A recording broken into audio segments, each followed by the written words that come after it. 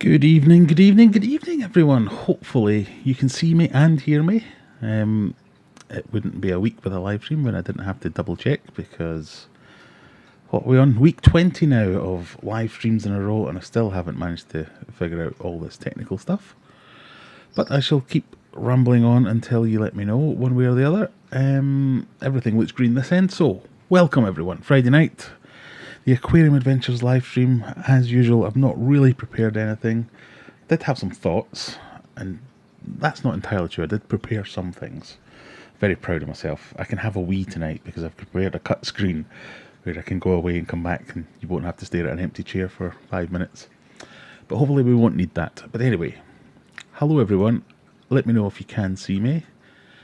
And who else have we got in the chat tonight? We've got Aquarium Addict. Jennifer's back. No date tonight then, Jennifer.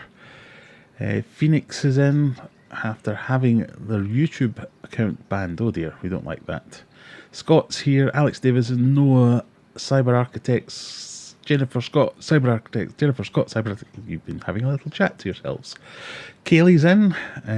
Hopefully you've received your prize. I was again a bit late in sending things out this week. Don't think I sent things out until Thursday. Who else have we got? Brian Watt, Brian Roar, Aquarium Addict, Don Ransom, Gary's in, Steve, Rockies, all good, excellent, loud and clear. You can hear me. That's at least one tick on the box. Ooh. I'll just get my little pen in case anybody comes up with anything actually interesting to talk about, rather than just listen to me ramble meaninglessly about various topics. We'll start off with the admin. If you go away and grab yourself a nice beverage, it doesn't have to be alcoholic. Tonight I will be sampling some Hop House 13. We found out last week that this is going to be discontinued in the UK, so I need to get this in while I can. The first drop of alcohol since last week's live stream. I've been trying to eat a little bit healthier this week. This is my first night off. Big old week at work this week, so I'll be very busy, very busy. So grab yourself your beverage, a snack, anything you want. Settle in. Let me know what you're up to in this fine evening. And we'll have a bit of a chat, shall we? If you could, and you like this kind of thing, click the like button. There's a button down there somewhere. Click the join button if you want to join in with the club, and you get some stickers and some emojis and things like that. And share it. Tell your friends to come along. We can all have a chat together. I'm hoping at some point we figure out Discord properly. I keep saying this. I know this is probably week 4 in a row of me saying we're going to figure out Discord. But we've got a Discord server as well where you can join there. It's not for members only or anything like that. By all means, come along. I'm sure one of my moderators will put the link in the chat down below, or the side, wherever it is. Join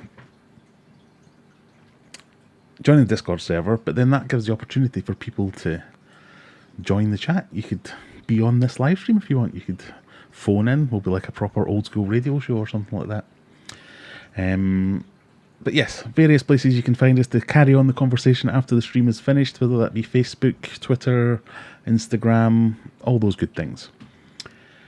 We've got a couple of questions in already.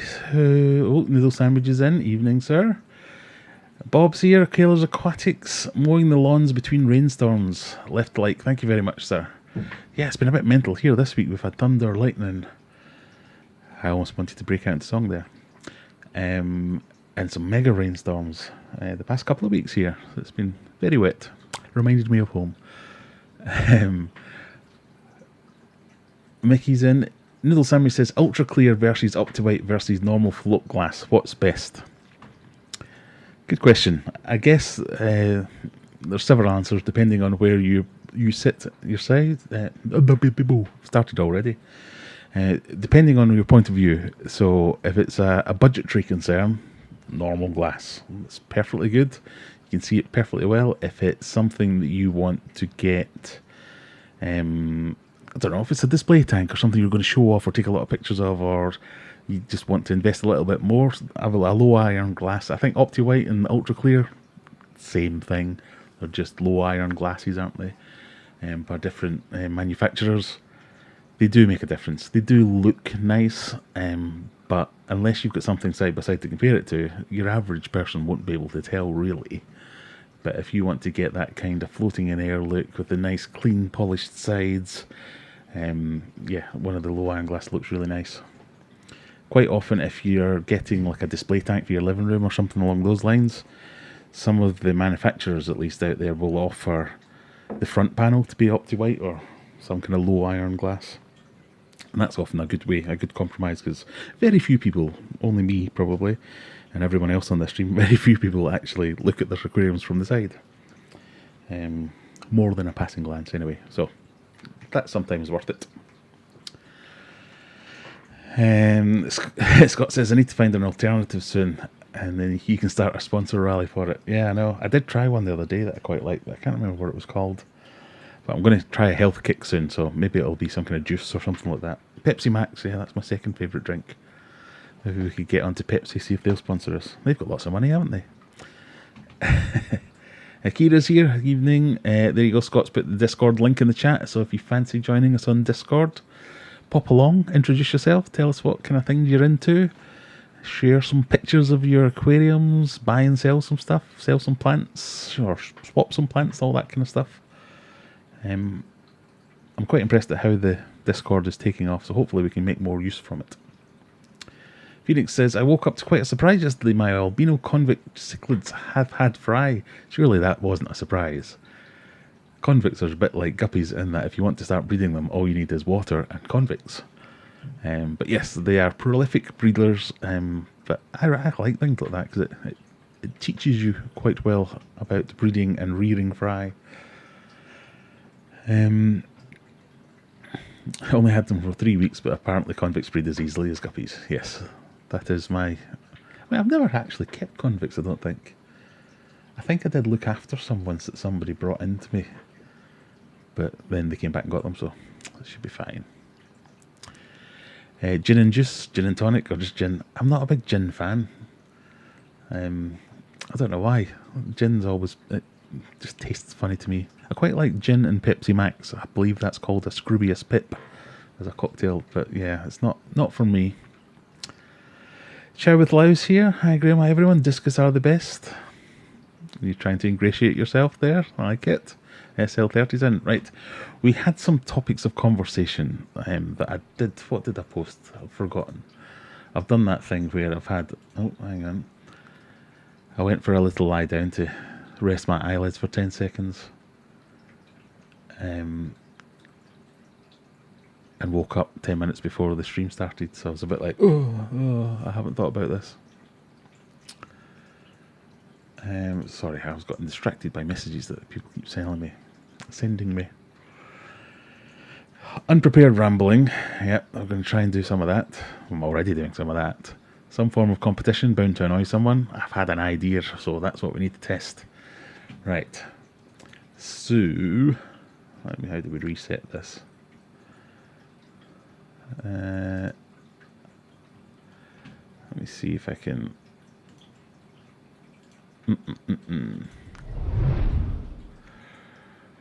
So a smaller version of the bracket fights we did last time, so not necessarily 300 polls that we need to get there, and I think I might have found a way to poll within chat, so we're going to try that. This time I thought I'd go for something a bit more of a wider audience, not wider, but fewer options, so I've gone for types of aquarium. So here we've got Paludarium, I'm never sure how to say that, versus Blackwater, and then we've got Bare Bottom versus Planted, we've got Reef Tank versus etc, etc, etc, and hopefully we'll find a winner. Anyone interested in that kind of thing? Let me know. Big Face. So I thought we'd give that a bash, see if that was any use. Hopefully it'll work, but I need to do some kind of on-the-fly typing and editing and stuff to just make it try and work. We'll see how that goes. I need to remember how I did it now. I'm not sure if I... Oh, it did work. Right. You don't have to, so you'll see Streamlabs has posted in the chat there. And that was just a test, so ignore that. Are you sure you want to cancel the poll? Yes, I want to cancel the poll, but that's how we do it. At least I know now. How do we get rid of this?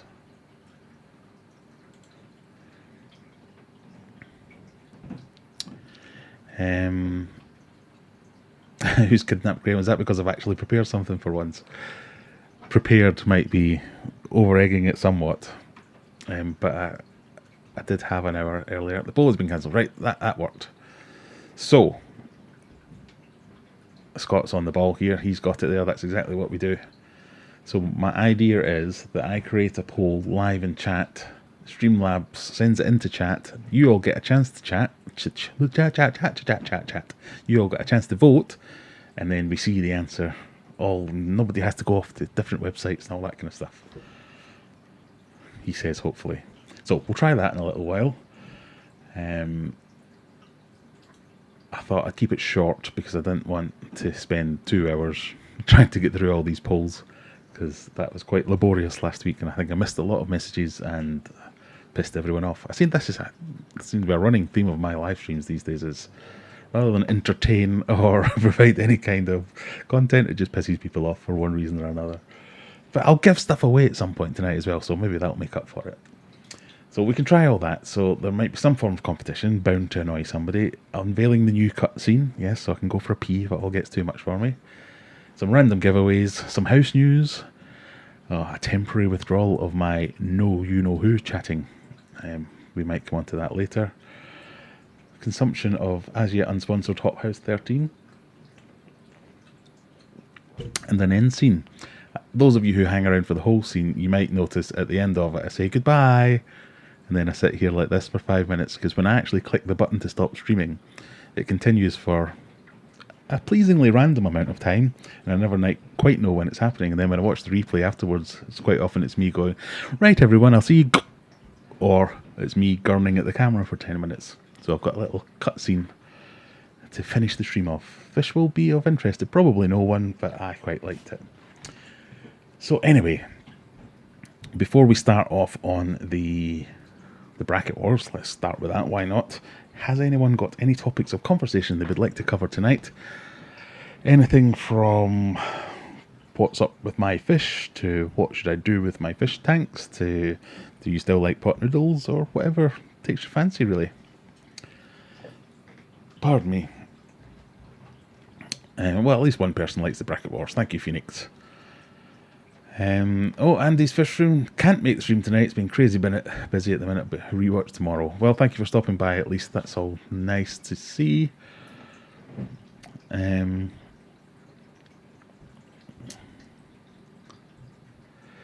Analytics here as well. Hello. Right, so we'll kick off with this bracket war. In fact, we'll do a quick count. We've got 39 people in here with only 21 likes. Come on. That's all you have to do. It's free to join this stream. All you have to do is click the like button. So I'll get this up on the big screen. We'll try and get it working properly. Oh no, I can't do it like this because I need to manipulate the other bit. Thinking. Alright, let's reset that. So, the first one you're going to be presented with is, and I'll have to remember what these pictures are meant to represent, and I'll give you my normal warning of, obviously there's going to be some overlap between, I don't know, a planted tank and a nano tank, because obviously a nano tank could also be a planted tank, and it's a little bit subjective as to whether or not you think one is better than the other. You can use your own reasoning. It could be something to decide whether it's your personal favourite, or you think it's bad for the hobby, so you're going to vote it down, or you think it's perfect for the kind of fish you really like, so you're going to vote it up. Whatever you want. It's a bit of fun. It's not all that scientific. It's not scientific at all. It's just a bit of fun. So for round one, we're going to have Paludarium versus Blackwater Aquarium. And I'm going to come back to my big face for a second, so I can try and set up the poll for round one and put in the options. So Paludarium How do you spell paludarium? Right, I'm going to have to Google that because people keep picking me up on my spelling as well. Paludarium, not pally. Paludarium. And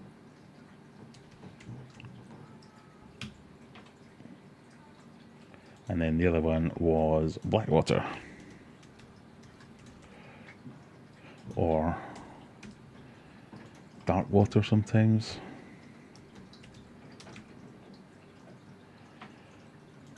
So that's that done. Start poll. A poll is already underway, unable to start this poll.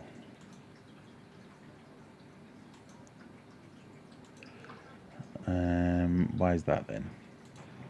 This is going well, isn't it?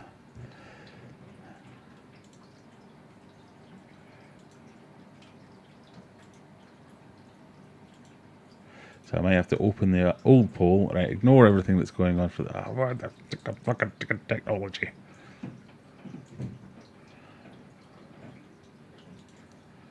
I can't get rid of the active one. What's going on, people?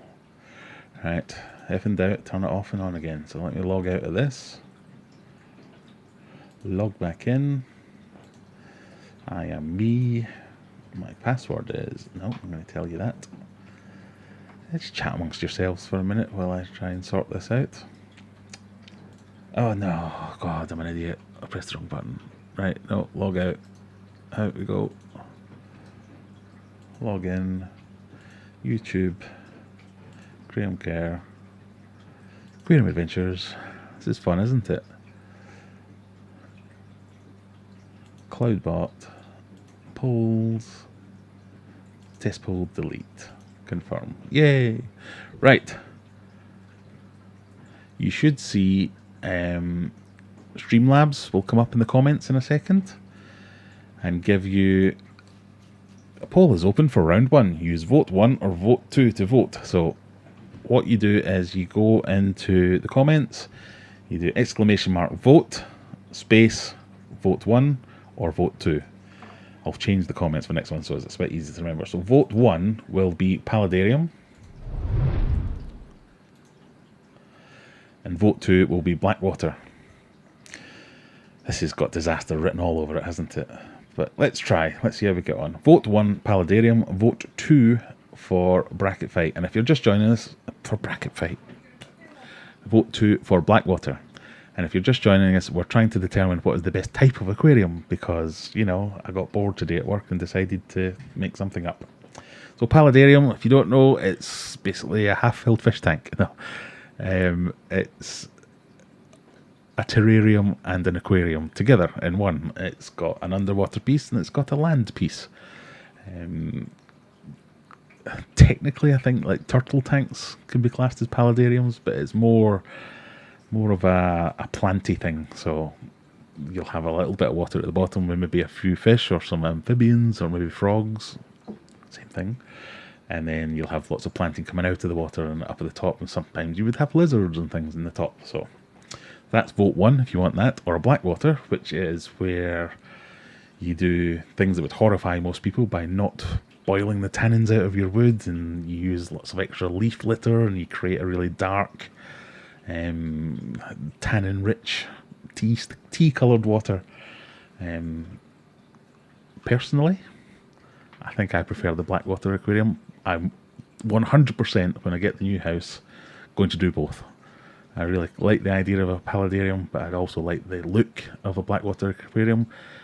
I kept meaning to do one as my main discus tank, but I just could never commit to that look, because it's quite a jump to go for that look. But anyway, if you want to go for paludarium to win round 1, vote 1. For Blackwater, vote 2. So I think I saw some questions as I was trying to explain all that nonsense.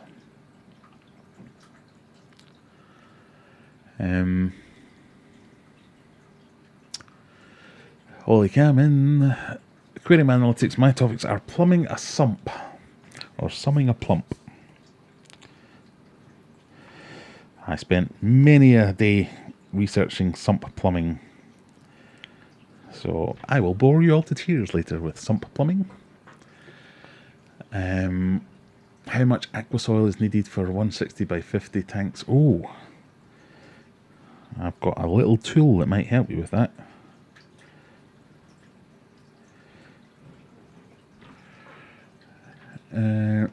Does anyone use smart plugs to run external canisters and turn them on and off using your phone when feeding fish?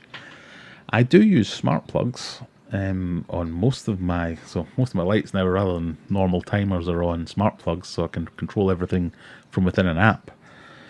I think the only filter I've got on a smart plug would be my sump pump on my main display tank, but I don't. Even the pump itself has a controller where it has a feeding button, so you can press it to pause it for feeding.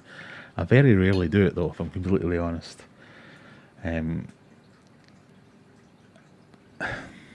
I've not, because of the way that it's a big massive tank, the outlet's at one end, I feed at the other end. Very rarely does that.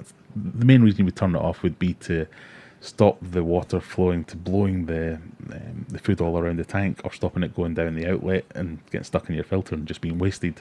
So neither of those things really happen, so I just let them get on with it. Where have I found my thing? So not that there's anything wrong with doing that. Aquadiction, good evening sirs or ma'ams, depending which one of you it is. The Aquascaping app in the Discord tells you how much soil you need per tank dimensions. That's exactly what I was going to talk about, Mickey. We'll talk about that in a little while.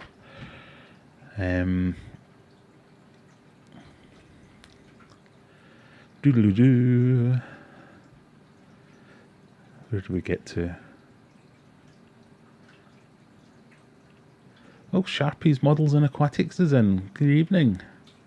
You got a night off from work, or you round the back of the shop watching on your phone?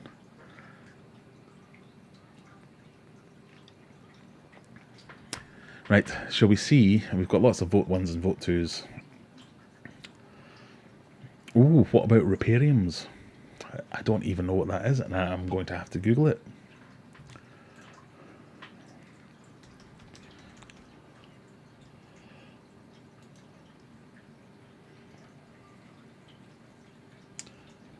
And then ask, what is a Reparium? It's a type of vivarium that consists of water with some land features. Is that not the same as a paludarium? What's the difference?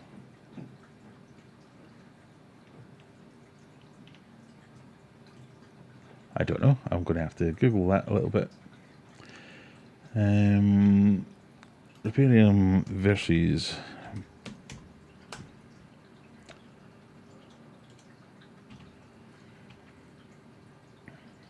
Reparium is another branch of paludarium. What makes them different?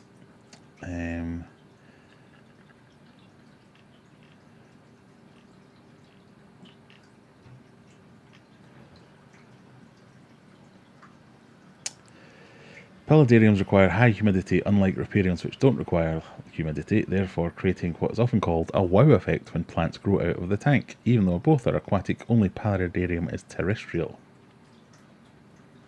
Fair enough. Right, let's find the dashboard.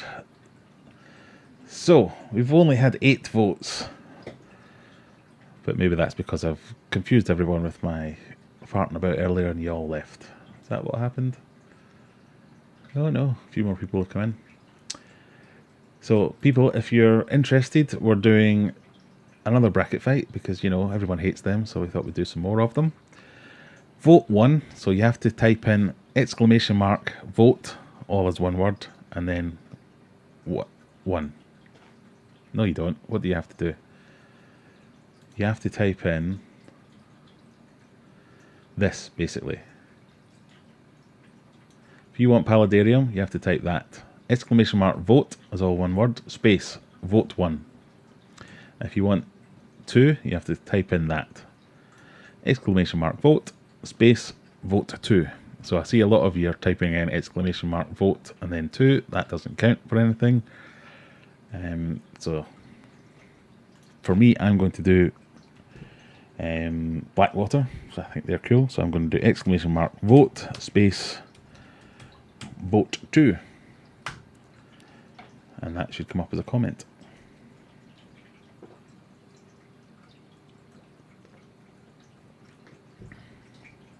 On shorter hours, well, glad that you managed to sort out some shorter hours and you can get some rest and recuperation.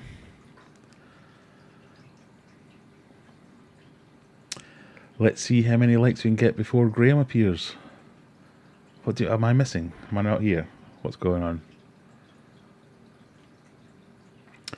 Dan Scotland, just bought my first discus about 2 weeks ago now. Will they always be so scared of me? Any tips for helping them not be so timid? Yes. And one of my favourite subjects. I mean, I don't know if anyone knows, but I quite like discus. So there are a few schools of thought. Some people will say add more plants. Some people will say take away more plants. In my experience, if you give them something to hide behind, they will hide behind it. If you don't give them something to hide behind, they'll cower in the corner. So they kind of cancel each other out as far as I'm concerned.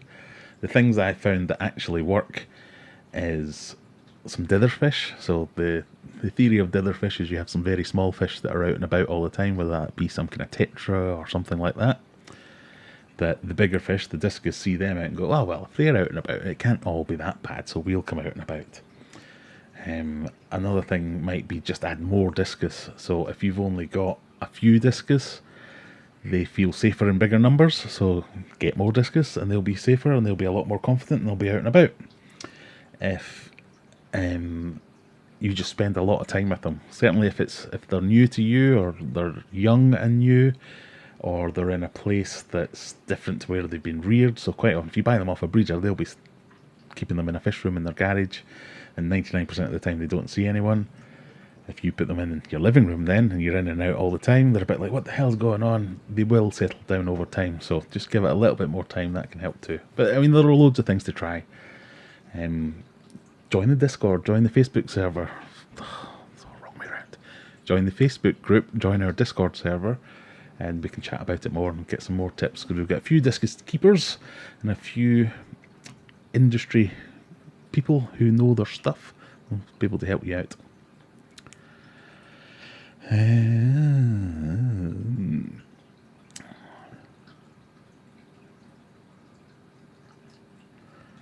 It's still me. Yeah, I don't know what's going on anymore. Right, I think that's good. So now I've explained how that works. Yeah, Graham likes discus. I kept that quite well, didn't I? So there we go. We've got 16 votes to 5. I think we can call that a winner. So if I close that poll, is that going to work? Go back. You all saw me click close poll. Oh, there it is. So complete. Yeah. Yay. And then it should come up. And the chat, I know that's not where I'm pointing, but it's where my chat is. It should come up and tell us what the results were. Blackwater was the most voted option in the poll. Yay, it worked. 76%. You have no idea how happy that makes me that I managed to get that to work. So, therefore, we choose Blackwater, and Blackwater advances to the next round, which is the quarterfinals, I think. Right.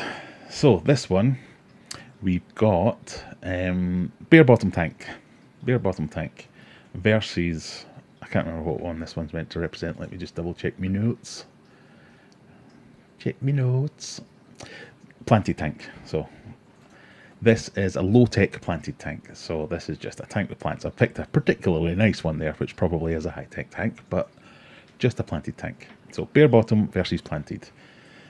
There is another option later down the line about high-tech scaped tanks. So, but this is just to get us through. So to do this one, we then go back here, we delete this one, add a new one, round 2, options are bare bottom, let's call that bum, and then another option for planted, and we'll call that plant with an N. Done. Start. So, as you can see on the screen here, pardon me as he burps horribly. Exclamation mark, vote space bum for bare bottom. people in the UK will get that juvenile joke. No one else will. If you want a planty tank, exclamation mark vote space plant. And we'll see how it goes. So that is this one. I'm kind of drawn here because it seems like the obvious answer is to go for the planted tank, and I bet most people probably will, and I probably will as well. But I have a lot of tanks in my fish room that are bare bottom tanks, and they are very useful tanks. And this particular picture that I've chosen here is obviously a very bare tank. You can still have a bare bottom tank that has plant pots or bits of wood or things like that. It just doesn't have, basically a substrate-less tank, which are perfect for grow out tanks. They're perfect for hospital tanks, quarantine tanks. So many uses where a bare bottom tank, it's a look you need to get used to. And even as a display tank they can work as well. But I can see most people are probably going to vote for the plant one. But you know, I thought I'd make a passionate argument for it at least. Let's see if I can catch up with any more comments while you're all voting.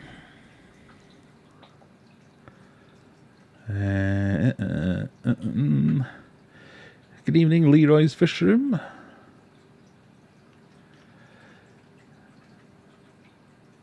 Sharpie says, live stream in front of the tank, they'll get used to the being there then.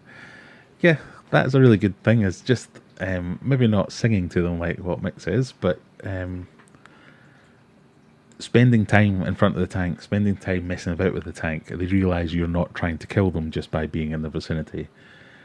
They are famously skittish fish discus, so you do have to put in the time to get the best out of them, get the most enjoyment out of them. Even mine are in the living room. I've got kids crashing about all the time. 99% of the time they don't care. They're used to everything now. But every now and again, I don't know whether they just go into a bit of a daydream, but I'll just approach the tank. Maybe I'm coming from the wrong angle or for reflection casts. They just all freak out all of a sudden and start dashing around the tank. You're like, I've had you for years, guys. What the hell? I feed you. I am your provider. I'm your caregiver. Why do you think I'm trying to kill you? But yeah, every now and again they'll have a little freak out, and I have no idea why. If you are late here, we're trying to do another bracket fight because everyone hates them so much. I thought I'd punish you some more and get another one in.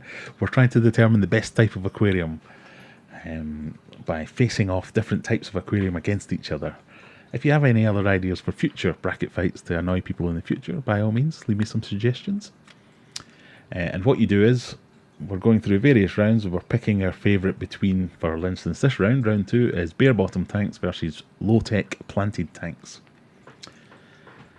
And you type in exclamation mark vote, and then bum for this one, and plant for that one. Well, it's a few votes for bum, more than I thought there might be.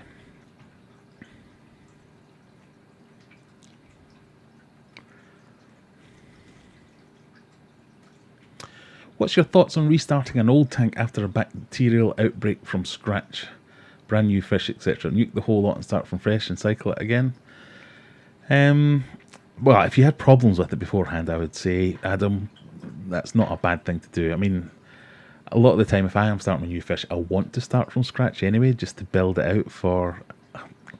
I feel like certain tanks have a look for a certain fish, so if I'm building out, I don't know, a tank for a discus tank, I will have a certain design in my mind where I want to have some rock features and some plants and some wood and things like that. But if I had, I don't know, some tiny schooling fish, I might do more wood and more pointy wood, which I wouldn't want with my discus. So I probably would do it, not necessarily because I thought I'm going to be taking that problem forward, but that might be in the back of my head. But just, I would want to do that anyway.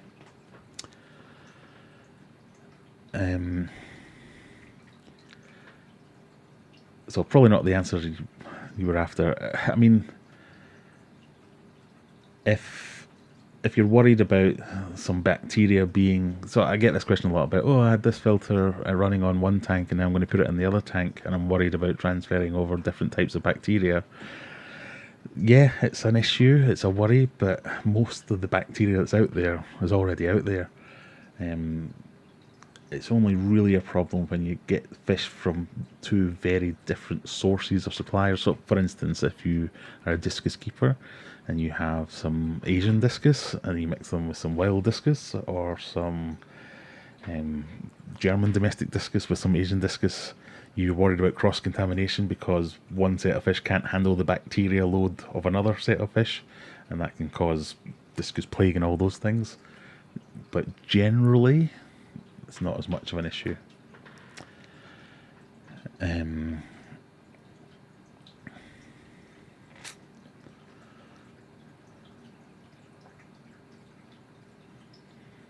For breeders, I understand bare bottom tanks, easy to catch the fish and shrimp. Definitely, yeah, that's another reason for a bare bottom tank. I've been watching, Andrew says, watching your vids on the Fahaka puffer. I love them. I've just got mine. He's only 1/4 of an inch though. He will soon get bigger.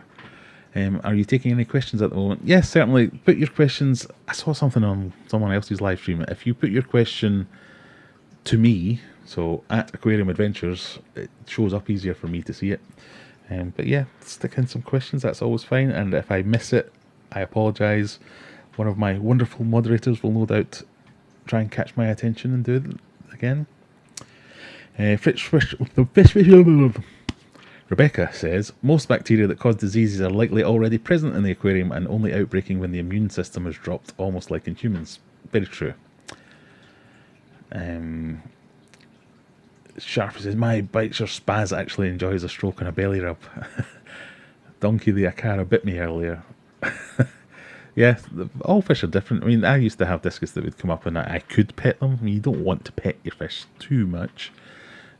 People used to shout at me going, you'll be killing that fish because you're rubbing off its slime coat and this, that and the other. It's not as if I was getting it out and going, oh, I love it, I pet it. I was just like having a little play with it. I don't do this anymore, but my flower horn Humphrey down there, he likes a good play. But I thought it was playing, but I think he's just trying to remove me of my fingers. But, yeah. Freshwater ichthyology, I don't do bare bottom. I think substrate is an important aspect of enrichment or even helping the digestion in many species. Very true, yeah, good point. A filter fisticuffs, that could be one for... I did think about doing filtration, but I could only think about 6 different types. So who knows?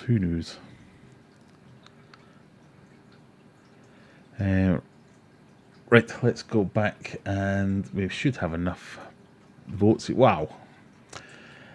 Yeah, I think that's quite conclusive, so we'll close that one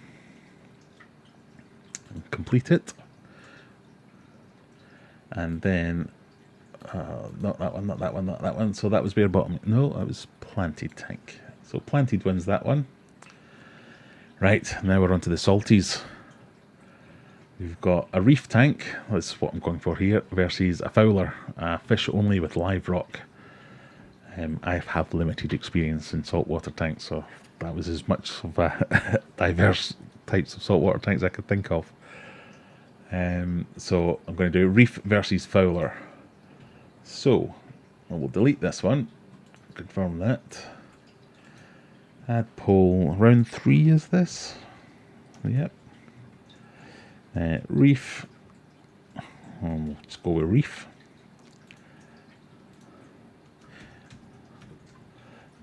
Fowler, we'll go with fowler. So fairly self-explanatory. Start that poll. Vote reef if you want reef. Vote fowler if you want fowler. Fowler, F-O-W-L-R, fish only with live rock. Oh God, get it right, Graham. This is obviously reef is a tank with lots of corals. It's got whether it be softies or LPS, SPS, sponges, or everything in between. Beautiful, beautiful corals, beautiful animals. That was the reason I wanted to keep a saltwater tank, is because I wanted to keep corals. I just think they're fascinating animals, not plants, as people often think. But a lot of the cool fish are not what you call reef safe, as in they go away and go, oh, corals, they are lovely, I agree, Mr. Graham, and then they eat them all. Delicious as well. So quite often you can only have a limited number of fish within a reef tank, whereas a fowler tank, which is just fish with live rock, you can have all your cooler fish like your triggers and things like that.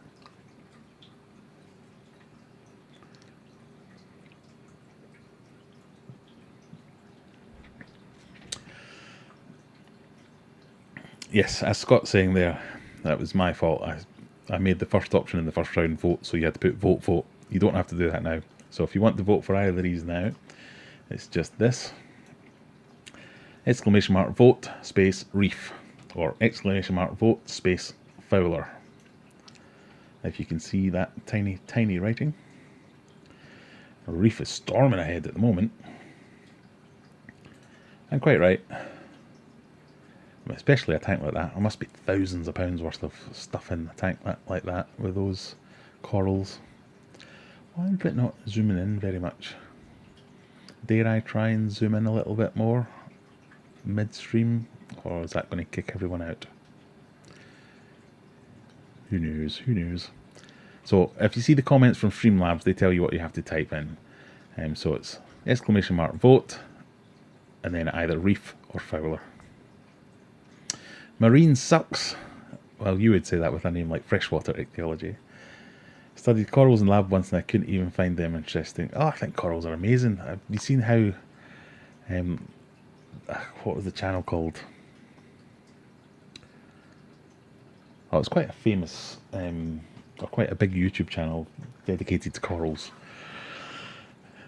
Had coral in the name. Anyway, I can't remember, but they artificially induced coral spawning. So there are some corals that will only spawn once a year. And it's like the conditions of the moon, the humidity, the sea pressure, the tide, the temperature, all has to meet and be exact. So some of them don't spawn for decades and decades and decades, so that's why these corals are so scarce. But a lab somewhere managed to figure out the secret recipe, if you like. And just imagine out in the sea and it just spurts out a few spores. They go around in the sea and land somewhere to then... it blew my mind.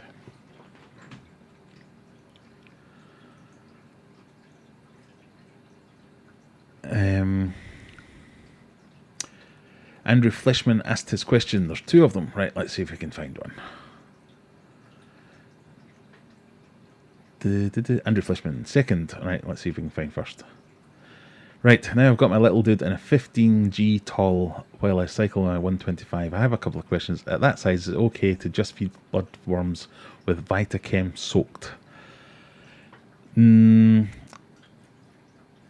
Okay, probably. I would go with not ideal though. So at that size, I would be introducing things like snails, definitely. So you want to get something in there that's got a little bit of roughage. So snails would be good. Bloodworms are fine to get things eating, but they're not all that nutritious. So if you're having problems with getting your fish to eat, then bloodworms can be a good thing to do. But even like normal worms, actual terrestrial worms, are a lot better. Even at that size, you could probably take the small crickets and things like that. Crickets, cockroaches, maybe not cockroaches, but small crickets and that kind of thing. So yeah, it's probably not okay to just feed bloodworms. I'm not familiar with Vitachem soaked. I don't know what Vitachem is. Imagine some kind of pellet. If it's a harder pellet, then that might be okay. Yeah, but I would be looking into worms, small crickets, and snails. They're really good for a small fahaka. And then second, do you think there's any need to do a few different treatments for parasites, or do you think the full treatment of general cure would be enough? So I'm going to take by that you're in the US, or not in the UK at least, because I don't think we can get general cure here, so I don't know how well I can talk about it. In my experience of what I've discussed with people before, is general cure is very much a shotgun approach to, well, let's see if we can blast everything out. A wormer is probably where you want to start, and then if you see something else going on, then look for a more specific medicine. I get general cure. Yeah, it must be good because everyone uses it and it sells a lot, but I don't think it's necessarily the best way to treat them. So I would look into just doing a wormer, because often fahakas do need worming. There are a good few Facebook... I'm not an expert in puffers, well, I have to say that straight away, but there are a good few groups out there who have very knowledgeable people in puffers who can advise you better than I, but that's my tuppence worth.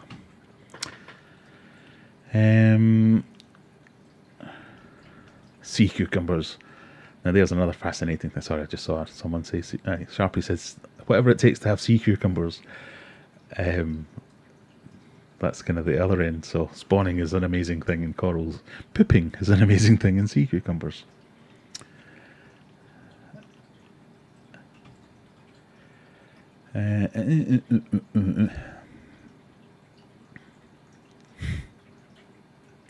Right, let's see. I'm sure we've got a winner, and I expect it's Reef, and it is. So we'll say Reef wins that one. Poll closed. Complete. Come on, get the right tab. Yay. So Reef wins that one. And then the next one is... Right. So everyone's favourite, it's either the kiddie aquarium or the starter aquarium.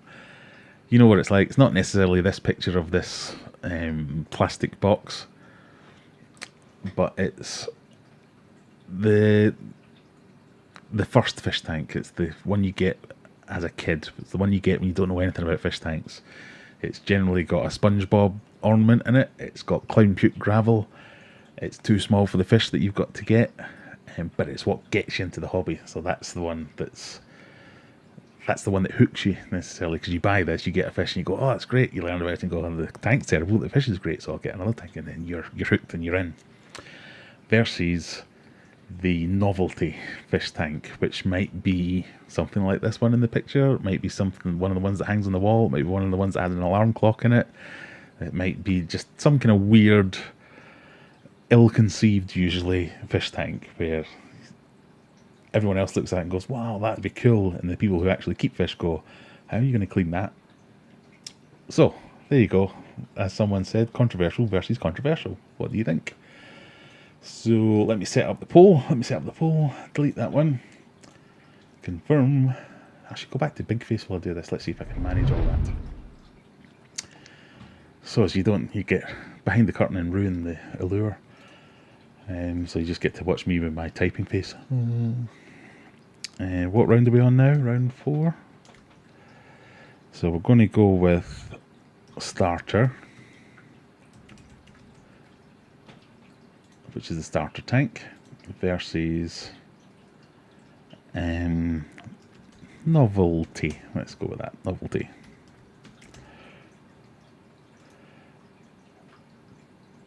Done. Start. I've misspelled starter. That's alright, it's fine. So, starter versus novelty. Vote starter or vote novelty. And this is what we're looking at. Small face. It's these ones.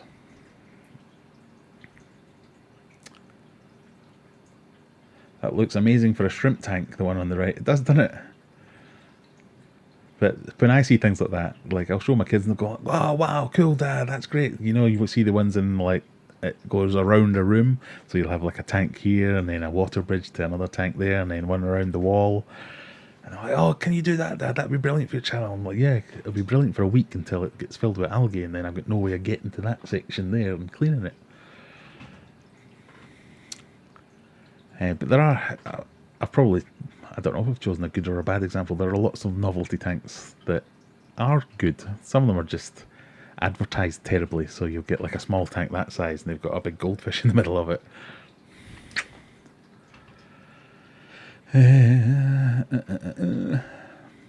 So number one's the feeder drug into the aquarium hobby. Yeah, definitely.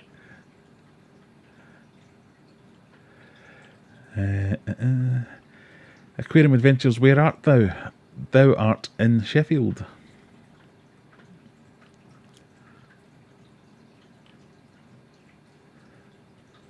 Do you have to purge the earthworms like snails for human consumption? Well, I had never thought about that. Probably. I mean, you can buy worms for feeding your animals, but I would be doing it. I'd be keeping a wormery, basically, so they would effectively be getting purged and be purged very quickly.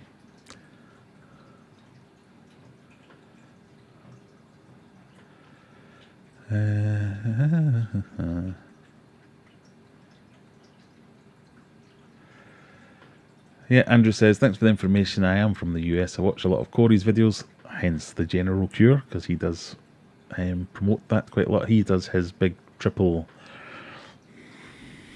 1-2 punch, or 1-2-3 punch, whatever it is. We just don't have those here in the UK. And I get why he promotes those things. It's one of the few things that I don't agree with what Corey does. Not that I don't agree with it, I just think there are better ways of doing it, but I get why it works for him having a shop, because he wants to make sure he gets everything before he sells his fish on. Willy worms sell very good worms for hackers. I've never heard of willy worms. Oh, I shall need to look that out. Keep them in a tub of soil and gut load them with good quality fish flake. Yeah, exactly. Jab still has his SpongeBob filter, SpongeBob ornament.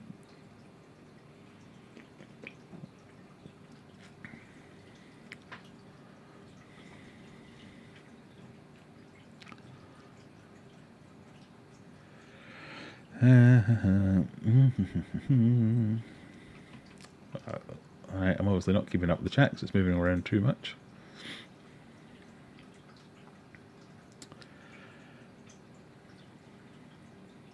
So Kaylee brings up a good point there. This is a thought I had earlier and haven't said yet, so I'm going to steal your point. The starter ones really help people get on their way because it gets them into the hobby, whereas I think the novelty ones often put people off because they get them and they go, oh, this is a nightmare. Freshwater Ecology, I very much enjoy the photoshopping in the boxes of novelty tanks. Yeah, there's quite often you'll have like a discus and a shark and a jellyfish, and yeah, you're like, what? These are all from... None of these can live in the same tank together. I dare you to Google willy worms. I will do it, but not live. What do you think about tank mates for Fahaka? I've seen crazy stuff being kept. I kept mine with a bicher, and it was fine, but in the end he did go for it and I had to separate them. Not recommended. I mean, every Fahaka is different. They'll have their huge personalities, so you might get one that's chilled with other fish, but you might get one that's chilled with other fish until it isn't, and then it decides to have it for lunch.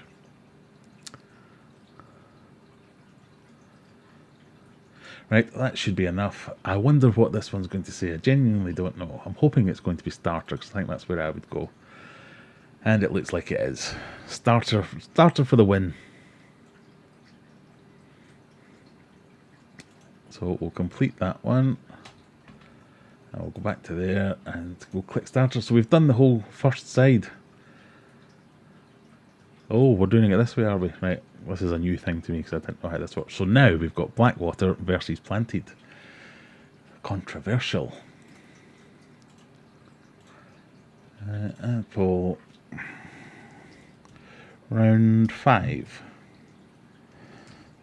Blackwater. We'll just go with black. Planted. Plant. So on this one, it'll be black versus plant. So this is a tricky one for me. I do love a planted tank, but I do like a Blackwater tank, and I think they're interesting, and I'm definitely going to do them. Who knows? I don't know. Anyone else got any strong feelings either way on these ones?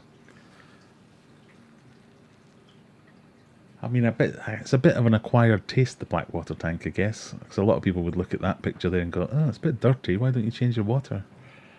And a lot of people would look at that one and go, oh, it's a bit overgrown. It's no pleasing some people.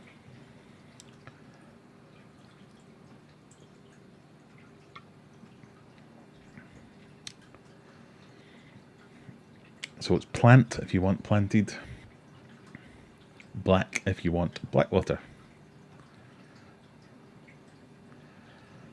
If anyone's just joining us, we're doing another face-off. We're doing a bracket fight to determine the best type of tank. You can't sit it out, Scott. Then the one you don't like might win by 1 vote.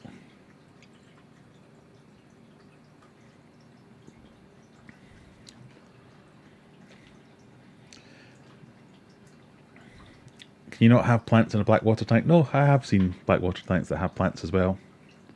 So yes, you definitely can. Just this particular one doesn't have. They tend to not be, not this kind of planted tank anyway. But yeah, you might have a few plants in there.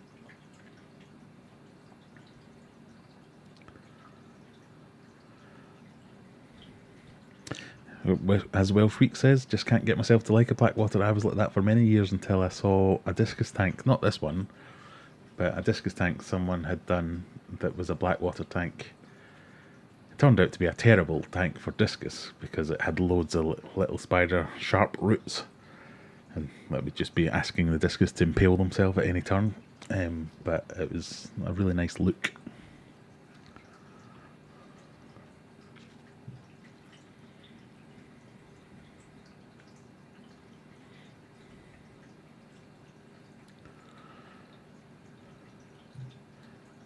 So it's ! Boat space black or plant. Not hashtag plant, Glenn.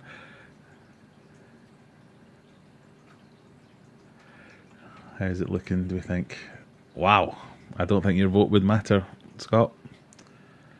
I think we've got enough to call that one. Planted it is. So we have our first semi-finalist. And I think we're about to have our very quick second semi-finalist. Reef tank versus starter. Well, I don't know. You could make a case that the starter tank is the one to go for because it is the thing that gets you into the hobby. I mean, the right-hand side leads you to the left-hand side. But I don't know. I shall let you decide. That's why we have these fights. So what do I know? I mean, clearly I think the discus is the best fish, and it never got past round 2. Not that I'm still bitter, everyone, but you know, you were all wrong, and I'll have nothing said about it. Uh-oh, something went wrong. I love these error messages. Delete, confirm, something went wrong. How does that help me? What went wrong? Fix it. I wonder, can we do this, do you think?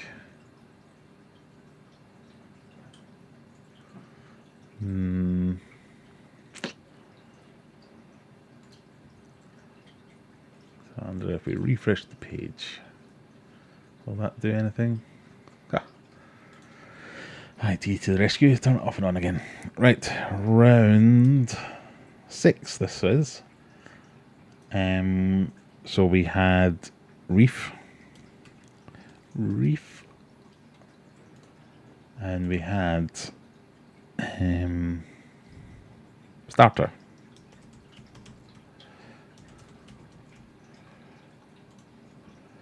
So vote reef, vote starter. Go. And when we get to, so this one's going to give us our semi-final, we'll do a giveaway.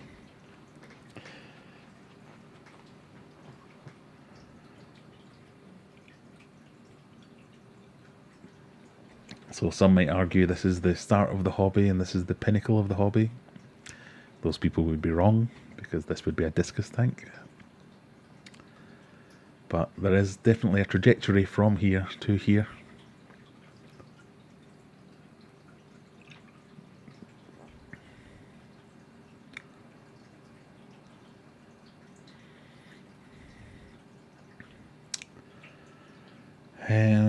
Right. Starter tank, as long as it isn't marine. Anything's better than marine. Come on, you must at least admit there are some interesting things in the marine world. But I'm with you. I think freshwater is much more diverse. Or accessible, maybe. Oh, I don't know. Sometimes I don't know what I mean.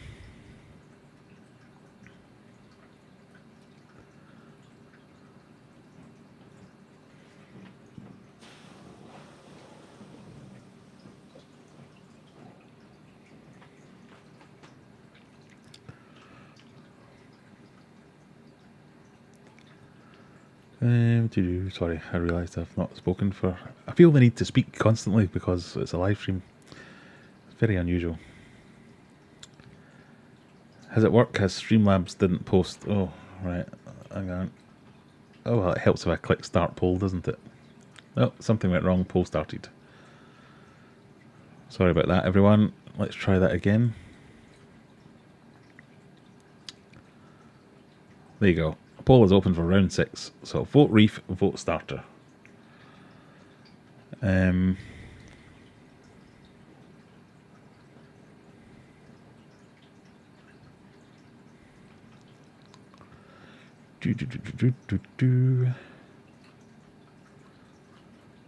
are you all talking about? There's like 7 or 8 different conversations going on, and I'm not following any of them. This is very difficult. I need a helper here to read out the comments.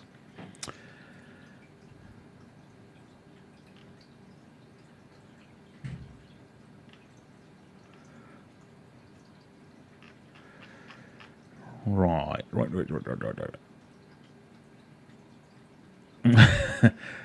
I should mention that as well. So as Welsh Week says, I wonder how many people voting Reef have actually kept one. It's a right ball ache. Yeah, it is. Yes. I've never known anything so finicky. I mean, I think the freshwater community is catching up, but the marine community, they love a gadget. I've never known anything that can be a money suck as anything right now, as a reef tank. But you've got to say, they do look nice. Right, I'm going to close that because I keep accidentally picking it. There's a shop here in Sheffield called Fit Filtration. It's where I got my big tank from, actually, my big custom discus tank. But they're a marine shop. So my big discus tank is a marine tank. I've never understood that. This is a marine tank. This is a freshwater tank. It's a tank. As long as it holds water, it can be marine or freshwater. Where was I going with this? Oh, yes, so they're primarily a marine shop. Primarily a marine shop. So I did used to go in all the time, and they got some lovely reef tanks set up, or they did the last time I was in. Because they sell fish and stuff as well as being a tank building place. Anyway.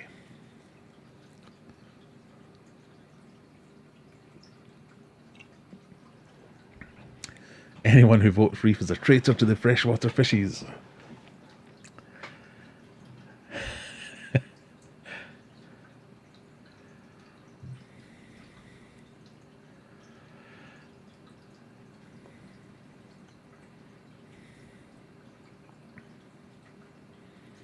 Oh, well, Rebecca raises a good point there. Having maintained many marine tanks, I used to do it a lot. Too many creepy worms.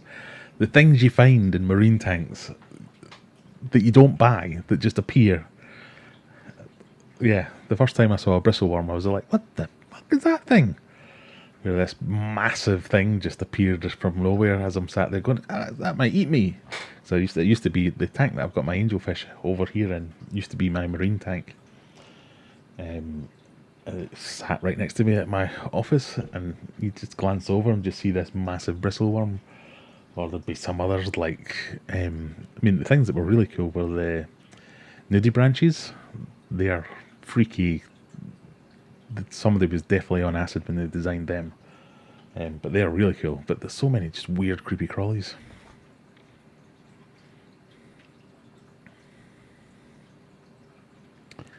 Right.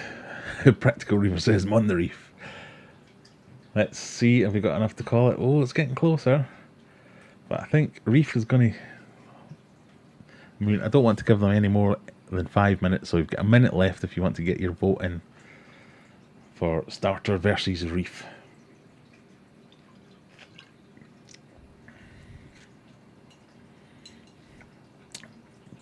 Quite right, John. I'll take duckweed and planaria over bristleworm and bobbit worms any day.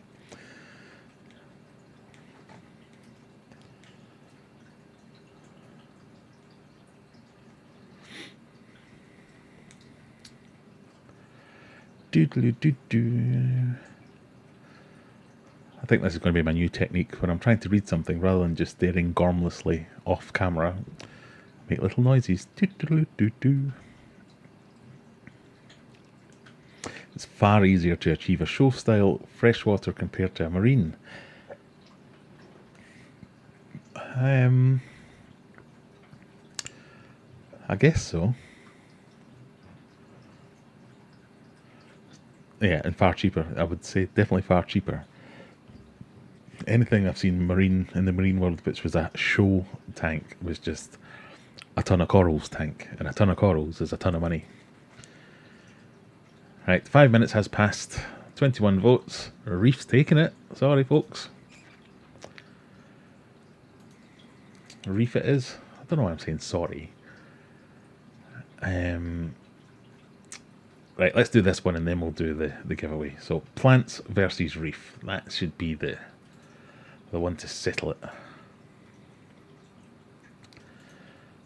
Confirm it worked. Round 7. 1 Graham. Spelling. Plants. Plant. Versus a reef. A reef. Done. Start. So that should be open. Yeah, we'll do different beer types next time, Glenn. That's a good call. So plants, freshwater.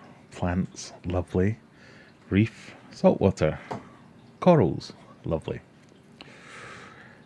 I mean, hopefully my audience, or not hopefully, but I'm assuming my audience is going to be more freshwater than saltwater.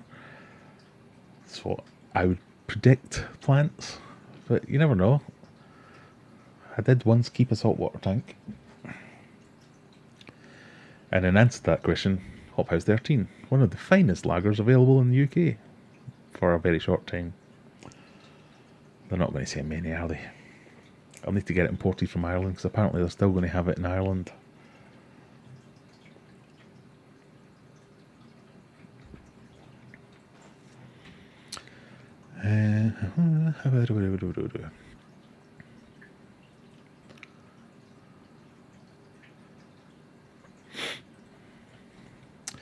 Maple Street Aquatics is in. Good evening, sir.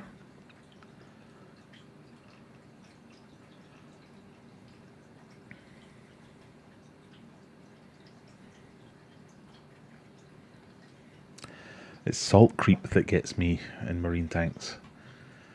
I'd heard the term, I kind of knew what it meant, but I didn't realise how extensive it was.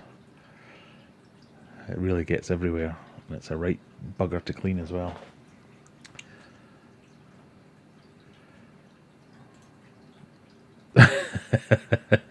Not a single vote for reef. Even the practical reefer, I'm sure I saw someone with reef in their name, hasn't voted for reef, or they've gone because of all the insults from Rebecca. Do you think we can call that one? What do you think, folks? I think so. So, plants is in the final. So, low tech planted tank is in the final. But let's go big face. For now, shall we have a giveaway? I haven't got any weird and wonderful giveaway things planned. Oh dear, sorry, my eyes are really sore. I keep touching my glasses and smudging them so I can't actually see anything. I haven't got any weird and wonderful, so shall we bring back the Wheel of Kaylee? What do we think?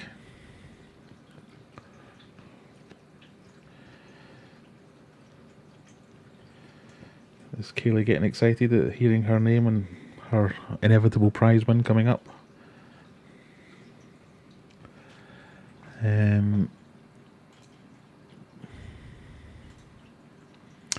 Let's do it, shall we?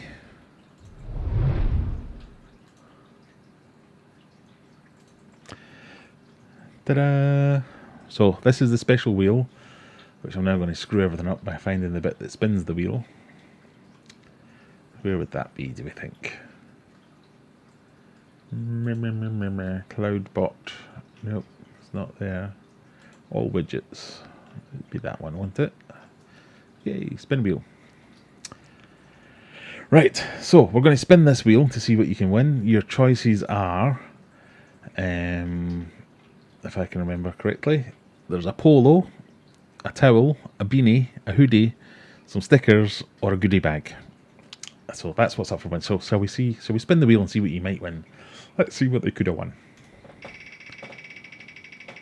That always impresses me when that actually works. Stickers! So who's going to get some stickers? So then we need to go to this screen. And we need to do this, and we need to do keyword, and we need to do... So we need to tell you that, in fact, this one can be anywhere, right? So anywhere in the world, you can be anywhere in the world can win this. So you have to be a human. You have to be able to receive mail. You have to be a subscriber. You have to like the stream. You have... so what's that? Somebody's made me an offer. I like people making me offers. I shall come back to that. You have to do all the things. Press the buttons, press the likes, press the shares, all that kind of stuff. So mods, regulars, channel members, everyone gets it. And this is for stickers, so we'll make it stickers. Type in the chat, stickers. Simple as that. So click all the buttons.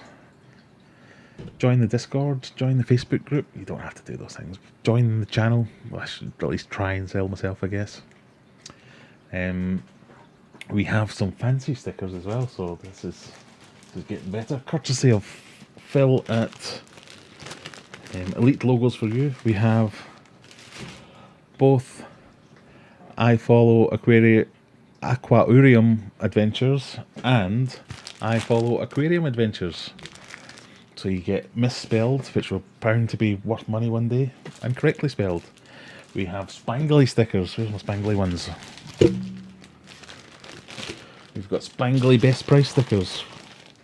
I realise this doesn't actually make sense to most people because they don't know what's going on. Best price is my love of haggling on Facebook, or hatred of haggling on Facebook Marketplace. We've got mucky doings stickers. We've got all kinds of stickers basically. We've got stickers on stickers. You want stickers? We got stickers. So we've got 22 eligible users. Let me go into small face and we'll show that.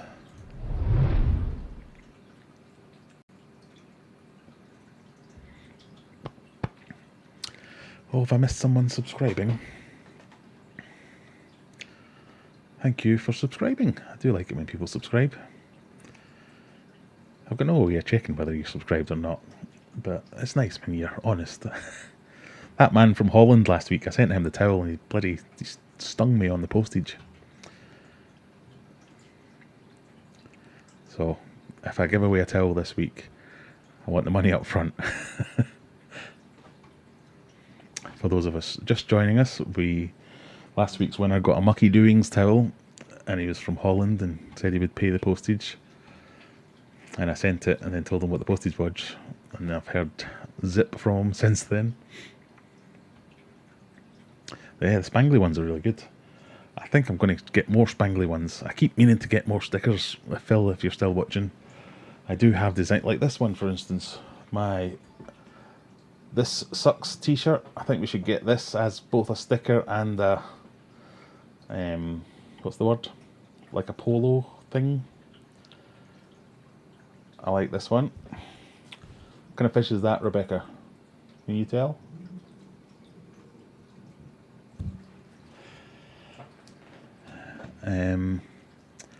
Right. So still only get 22. Well, all you have to do is type stickers and you get some stickers. Make me say stickers far too many times.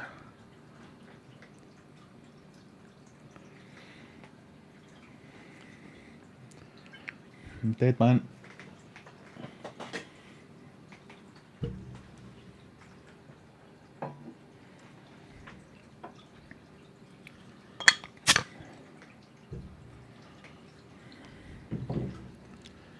Well, the number's not going up, so I think we're ready to call it.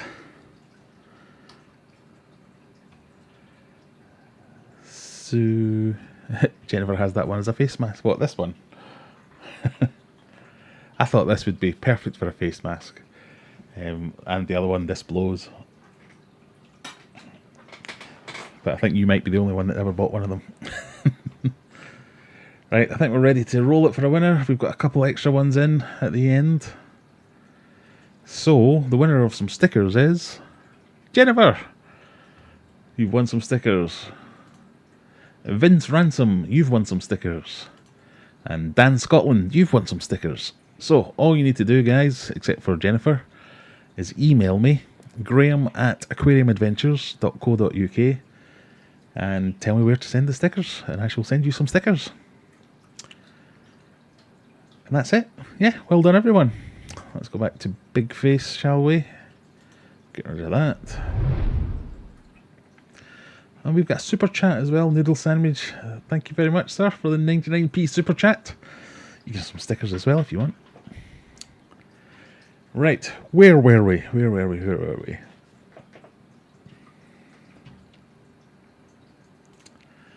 We were here. So, I need to go to small face, don't I? This is Nano Tank versus Monster Tank. Now, none of you have to grasp me into Aquarium Co-op because I nicked one of their pictures, as you can see. This is your Nano. It could be anything. It could be a Nano bare bottom tank. It could be a Nano Aquascape tank. It could be a Nano saltwater tank. It's the Nano bit is the important bit. The tiny volume. Or you could get a Pico, couldn't you? That's an even smaller one. But let's a very small volume water tank versus a very large volume water tank. Again, any type of tank. This is where it gets a bit messy because that could be several different types of tank, and that could be several different types of tank too. So it's your interpretation of what those things mean. So you might be looking at that going, oh, really hard to control that, the water chemistry in that because it's such a small volume. And you might be looking at this one going, oh, that'd be really expensive to heat or to maintain, or my water bill would be ridiculous. So you apply your own reasoning, decide why you like one over the other or not. And yeah, pick one. Oh yeah, I need to do that, don't I? Come on, Graham, get with the programme. Pardon me. So we'll get rid of that one, get rid of this one, confirm that. Add there. Round. What are we on now? I thought we'd done 7. Okay, never mind. Nona? Nano. Told you, adult onset dyslexia. No. Versus what we call it, Monster.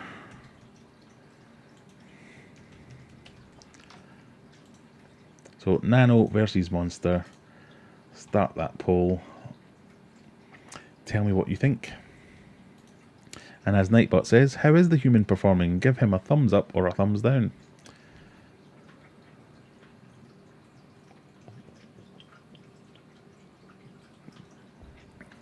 Sharpies, if you need to figure out a logo and some stickers or merch, get in touch with Phil. He's in the stream. He will help you out.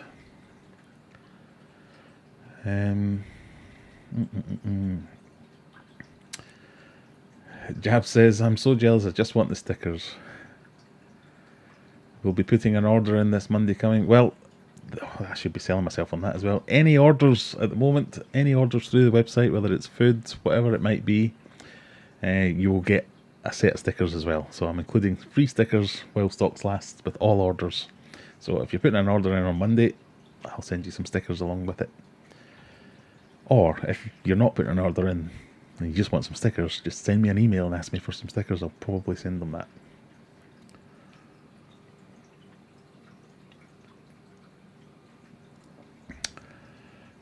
So yes, vote Nano, vote Monster. Yeah, and let me know in the comments why you're voting. What's the reasoning you're using? So Scott there saying more stability in a larger tank. Definitely, that's one of the worries about smaller tanks, isn't it?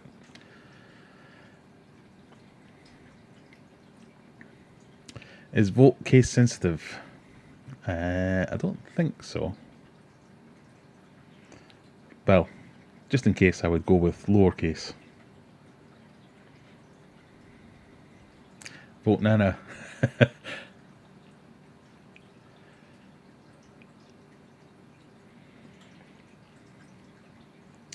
Right, there were other things I was going to talk about, wasn't there? I've already forgotten what most of them were. Sump plumbing, aquascaping. I'm sure they made sense to me an hour ago. What time are we at? 20 past 10. So we're an hour and 20 minutes in. That's not bad.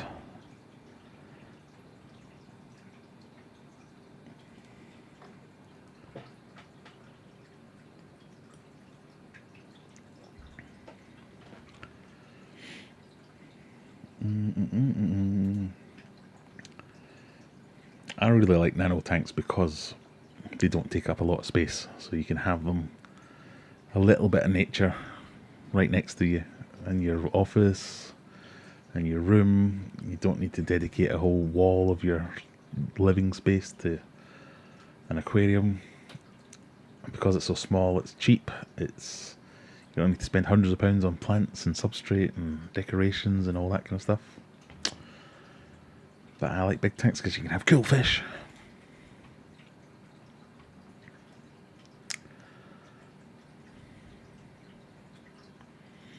I voted monster because I love bigger fish which require larger tanks. That's perfect reasoning, isn't it?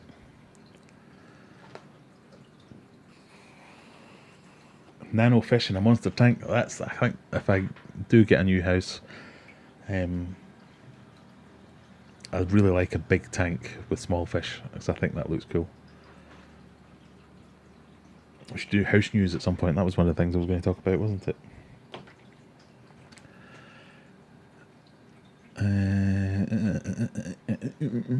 I prefer a monster, although never owned one, and have loads of small shoaling community fish. Definitely, that'd be good.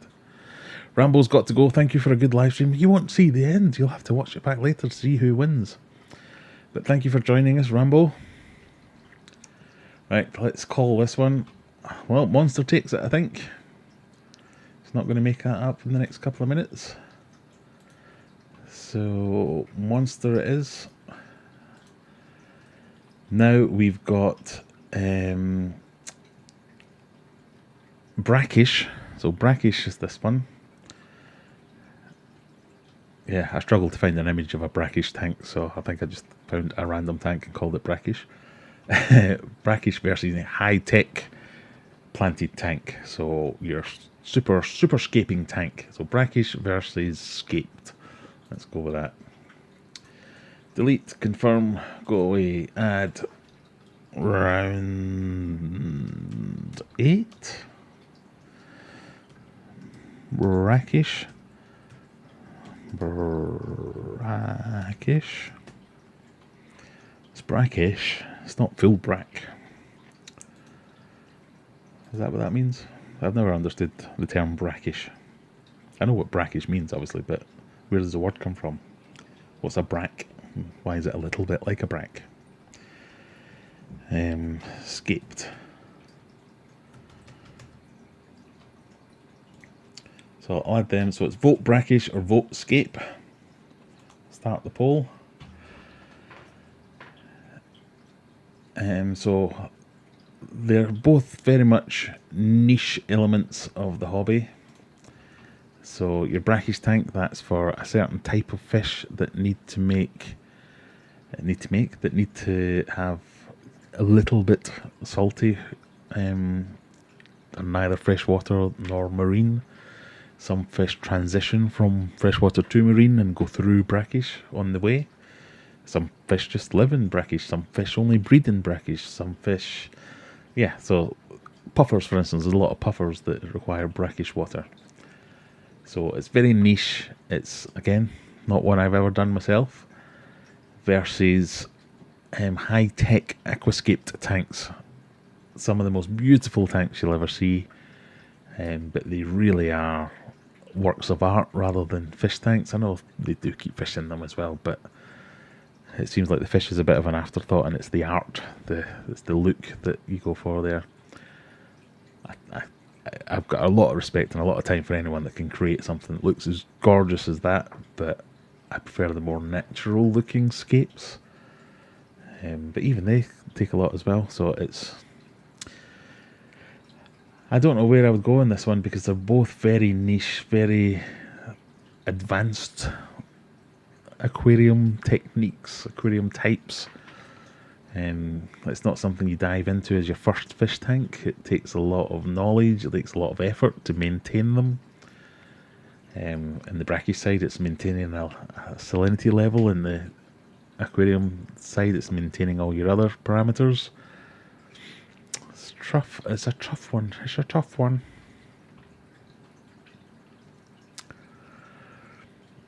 Oh, Phoenix says it would make an ace vid. What's that? Well, Phoenix says Jab would make an ace.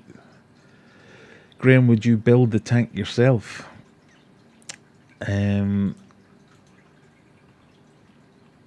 So, yes, definitely. Again, if I get a big enough house with a big enough space, I shall be building a tank.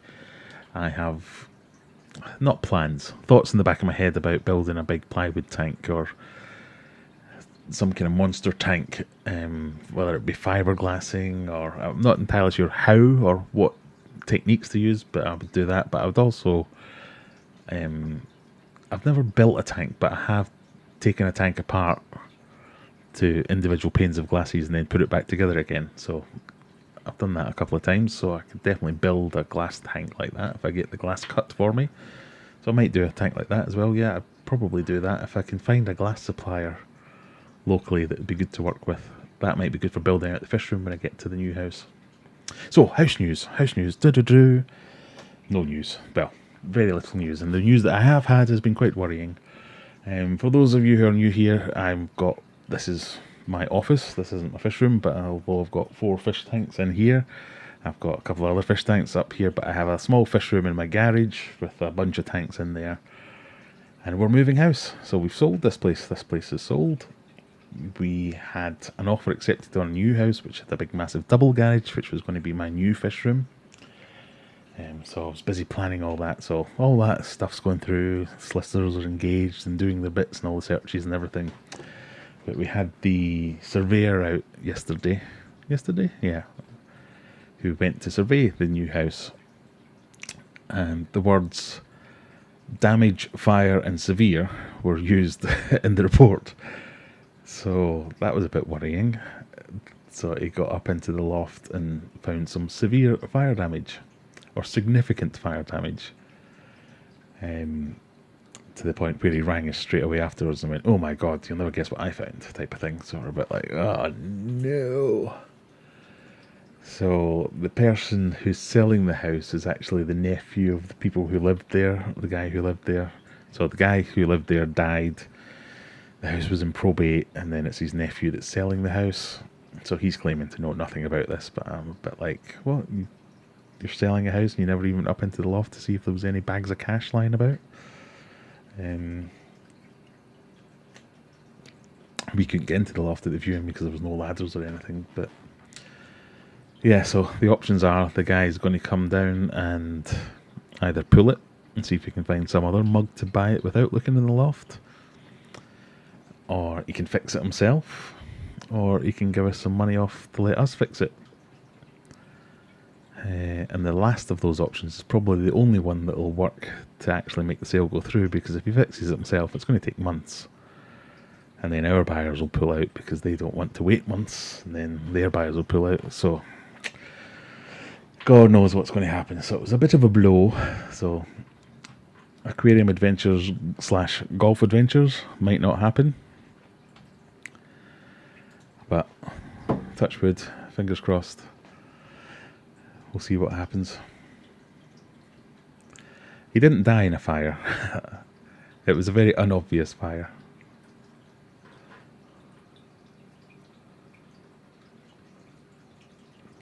But the surveyor said, because the house has solar panels on the roof, so he was wondering whether it was a solar panel electrical fire. He said, I don't think it was that, because one of the main trusses and the main beams in the roof is all warped, and he thinks it He thinks it's gubbed, so we'll see.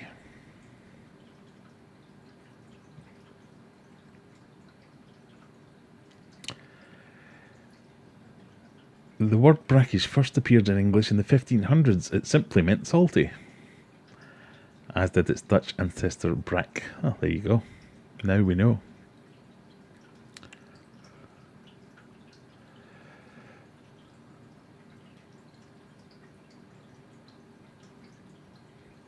Or a bun or cake or something with dried fruit. Who knows? Right, let's get back to this. So, brackish or scaping. Wow. Scaped it is. 20 votes to 3. So, the next one then is, right, we've got bowl versus themed. So, bowl, this could be anything from your bog standard goldfish, one at a fair goldfish bowl, to a nice biorb like we've got here. The reason I picked bowl is because you can have two scoop. Well, let me set the poll first, and I can ramble while you're all voting. Wrong one. Where is it? There we go. So let's close this one. Delete that. Confirm that. Deleted. Add. Round. What are we on? 8, 9. Who knows? Bowl.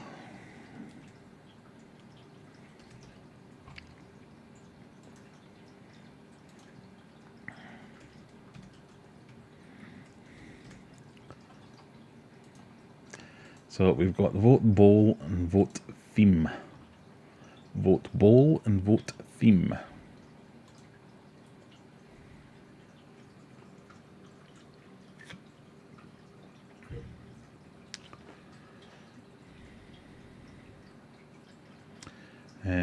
Where were we at?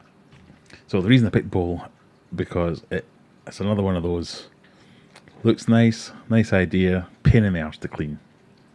I don't know why I'm obsessed with cleaning. I do very little cleaning of my own tanks. And then you've got the themed tank.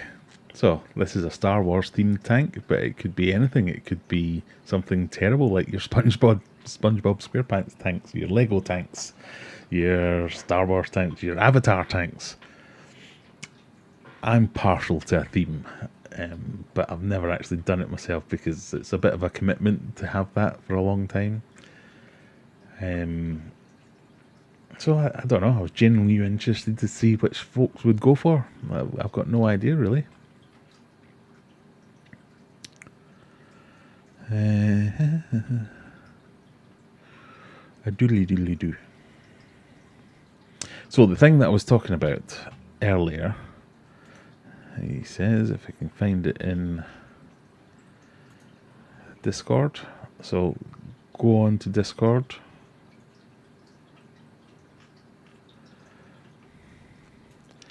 A guy emailed me, copy that.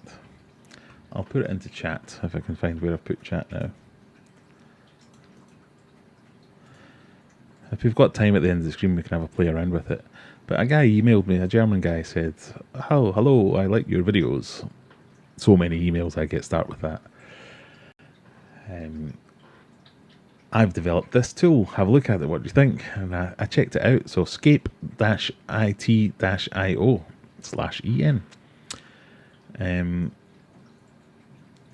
It's like an aquascaping helper tool. In fact, shall I go on it myself?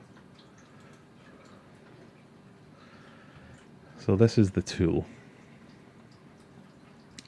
Scape It, the future of aquascaping. I thought, all right, it's another one of these aquascaping designers. And it is. You have to be quite open and honest. It very much is a bit of a thing. So you get this thing. You can click the home and you can click about, learn all about them. But you get an editor. So you get to edit a layout and you get all the things on the left-hand side. So you get to pick your substrate. And it might be bright gravel. I mean, the images themselves are a bit cartoony, but you get to drag everything around. You get to play with. You want it higher at the back. You want it higher at one side than the other side. You get to design something you're happy with. You can then go and add in some rocks or some plants. And you go through all that and you spend a little bit of time. So you set the size of the tank as well that you're thinking of scaping. And you play around with it for a while. And then once you're happy with it in general, you click Get Your Scape. And then you get this page. So until that point, I was sort of like, yeah, that's all right. I suppose it gives you an idea of what things look like. But then this page I thought was brilliant. It tells you to create that, this is what you're going to need to do. So it tells you how many of each plant to buy, how much of each stone. It tells you how much substrate you're going to need of the substrate that you need, whether or not you're going to need CO2 to keep the plants happy, how many bits of wood. And I think this is just, it's a perfect tool to estimate how much you're going to need to get to design the tank that you want. I mean, obviously there's going to be tolerances within all this, and it's just going to give you an idea. But so when someone asked earlier in the question, oh, how much aquascaping coil would I need for a tank this size? Go on here, make it look the way you want it to look, and it'll tell you how much to buy. So scape-it.io, go and check it out. I'm not affiliated with them or being paid by them to do anything or any of those things. It's just yeah, he reached out and said check it out and let me know what you think. So I checked it out and I'm going to let him know what I think. So the guy is the developer himself, so if anyone does have any ideas they want me to pass them back, if you think there's something missing or something's not quite right, I am in contact with the developer and I'll pass it on. Wow, theme tanks have rocked that one. So I think we can choose the themes. Themes it is. Alright. Oh, we've missed one. Hang on. What's happened here? Why is that one gone there?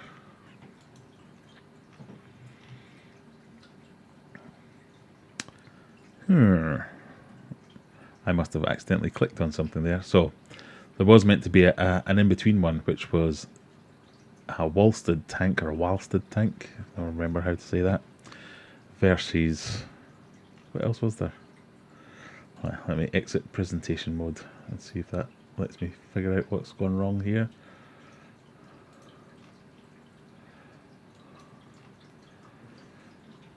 I can't remember what that one was now. More plant options. Well, yeah, that'd be a good one.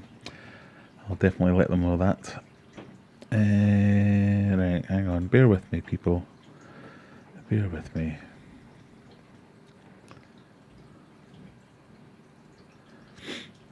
Right, I've done this one wrong for some reason. That was meant to be a biotope versus a Wollsted. How do I fix that? I don't want to reset everything.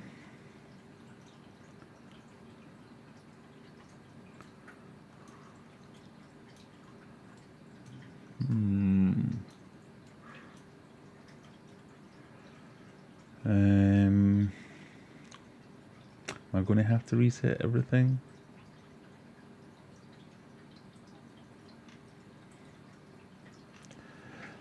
Let's try this.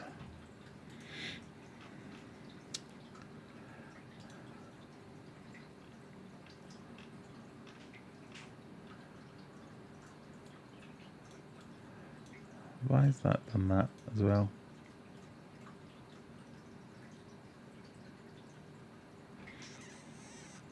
Right, we might just have to work around this. So the next one is going to be, so let's get rid of that, and that, and that, and that.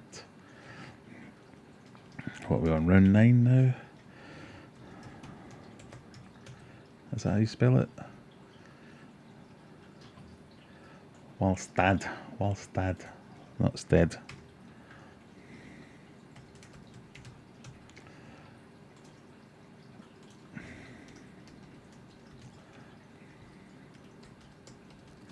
So we've got Wollstad method tank versus a biotope tank. Start. So it seems like I can't frig this, but if Biotope wins, for instance, we'll just use that as the Biotope one. But anyway, so a Wallstud tank is, how best to, was it Diana Wallstud? She made this famous. It's an ecosystem tank. It's basically no filter. You use a nice deep substrate and a lot of plants and a light load of fish, and you don't have any filter, and the plants eat up the ammonia and the nitrite. They do that before they go for the nitrate, and that keeps everything healthy and in balance. That's the whole theory behind that. Your biotope is everything, so fish, substrate, plants, hardscape, all comes from one specific area. So it might be a particular river or a particular tributary of the Amazon. It could even be like a native tank, like it could be local to you. It could be a canal. It could be whatever it is. Biotope. So very much focusing on making it as accurate as possible and true to life as what you would find in that place. So you're effectively having an actual slice of nature. It's what you would find if you went to that fish's hometown, for want of a better word. These are the plants you would see, these are the fish you would see, these are the rocks you would see. Whereas the Wallstud is more about having not a closed ecosystem, but it's a very natural way of running your tank. So no expensive equipment or anything. It's just a nice deep substrate, a nice bunch of plants. You can make it an aquascaped Wallstud method if you want. A low stocking volume, and it keeps care of itself. Both very interesting, again very niche, niche things to go for. Who knows? Right, I have no idea what page I'm on anymore.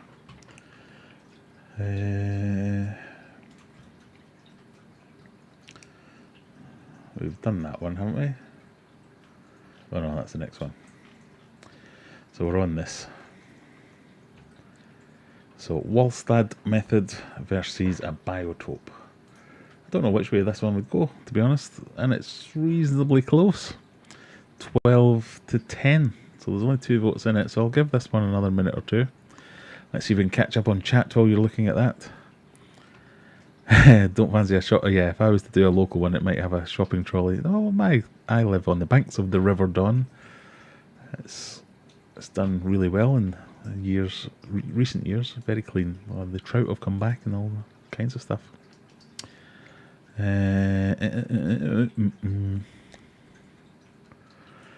Sharpies is off. Don't forget Sunday at 6 for the weird stream. Yep. So Sharpies Model and Aquatic streams on a Sunday. Go and check that out.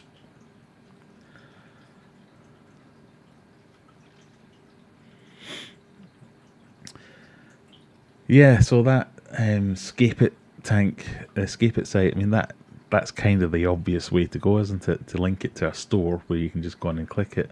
And I know some of the... So you can go into the score here, so it says get your scape here, so you can go and click there, you go to the Liquid Nature store. But it doesn't... The obvious thing is to fill your online shopping trolley with the things you need to buy the stuff. So that might be V2 of the development, you never know.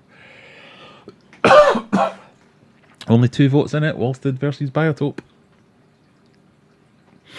Anybody feel strongly either way? Get your votes in quickly.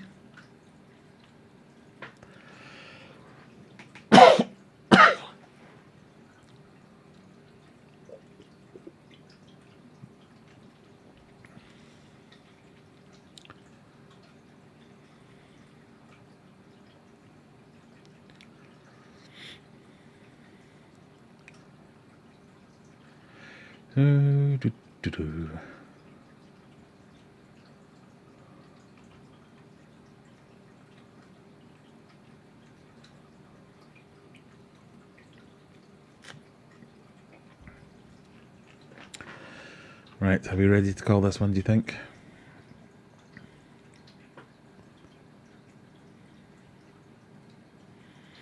If you scroll down on that page, you get a section which you can expand to find more details of why it suggested certain things. Yes, everything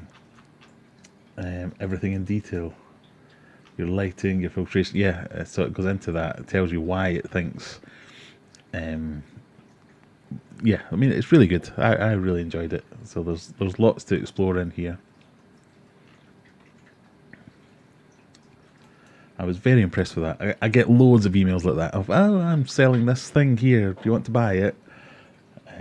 But that was one that thankfully was just, oh, I've developed this thing. What do you think? And I was like, oh, yeah, I'll go and check it out. And it's like, oh, this is quite good, really.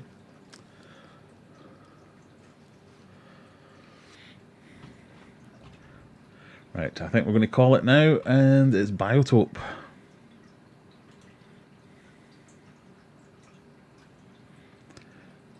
So we're going to have to assume that instead of a Wollsted tank, that's a Biotope. So just remember that one, everyone. I'm going to exit and go back in. So now we're on... Why are we doing that? We've done that. Come on. Now we're doing Monster Tank versus Aquascaping Tank. Alan Hopkinson's Snakeheads just dropping by. Hope you're good, Graham. Thank you very much for joining us, Alan. Nice to see you. I would urge anyone to go and check out Alan's tank if you have any interest in the awesome snakeheads.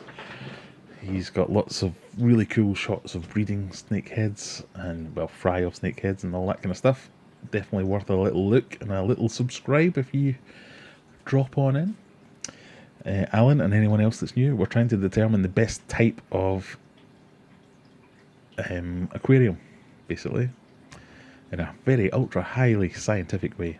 Wollsted didn't win, but for some reason the thing's broken. It won't let me put the Biotope one in there. So you've got a picture of the lady herself with an actual Wollsted tank, but that's representing Biotopes now.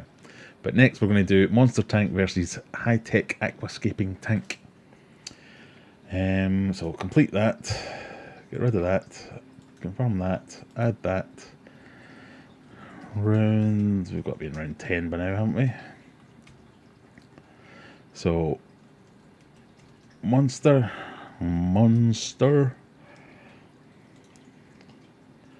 and Scape. So as before, it's your Monster Tank with your High-Tech Scaped tank. So vote Monster, vote Scape. Let me know what you think. How do you vote, Lily? What you do is you type in chat, !vote, space monster if you want to vote for Monster, or !vote, space scape if you want to vote for the Aquascape. So you'll see people have started to vote in the comments down below. Just copy them and replace with the one that you want to vote for.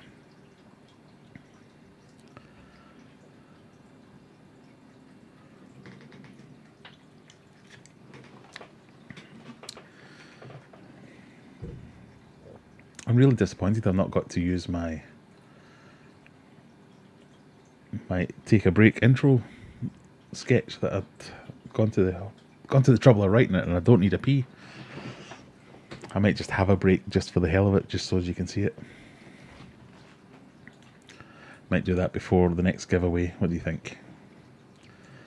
So this one's going quite close. 10 votes to 9.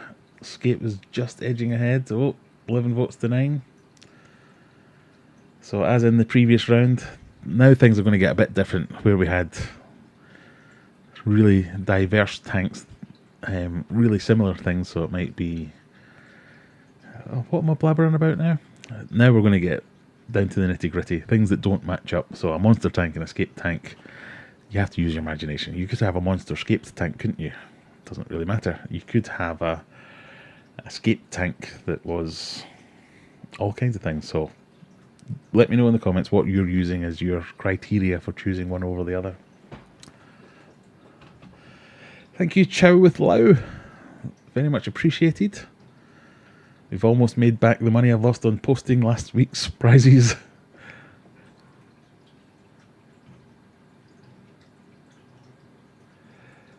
hardscape or plants. It could be whatever you want, Bob. So we did have, if you probably missed it earlier when you're mowing your lawn, we did have a low-tech planted tank. And then this is the high-tech aquascaped tank. So I think the low-tech planted tank 1 is now in the final. So it'd be funny if the aquascaped tank won and went up against it in the final. But yeah, you have to use a little bit of imagination, because when I've said, for instance, a monster tank versus a nano tank, they both fit into other categories as well. That's what I was trying to say. They fit multiple categories, so you use your own discretion to decide.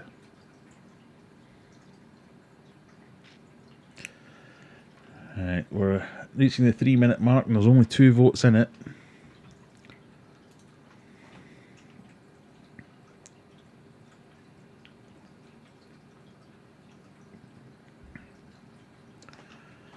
Why is it not letting me do it the presentation way? Use matchup mode. Right, I've done this one though, haven't I? So that one won. That one won. That one won. That one won. This is a very fast recap for everyone else. That one won. That one won. And that one won. So we've got Planted Tank in the final. Then we had Monster Tank 1. Then we had Aquascape versus Brackish, that one. Then we had Theme versus Vol, Theme 1. And now we're on Monster versus Aquascape. So 24 votes so far. 2 votes in it. Let it go to 5 minutes and then we'll call it. So if you're a particular fondness for monster tanks and you haven't voted yet, get your vote in quick. I've still not made my spring rolls yet. Lau even.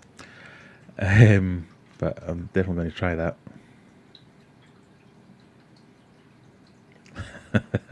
This happened in school when I was away. They taught everything.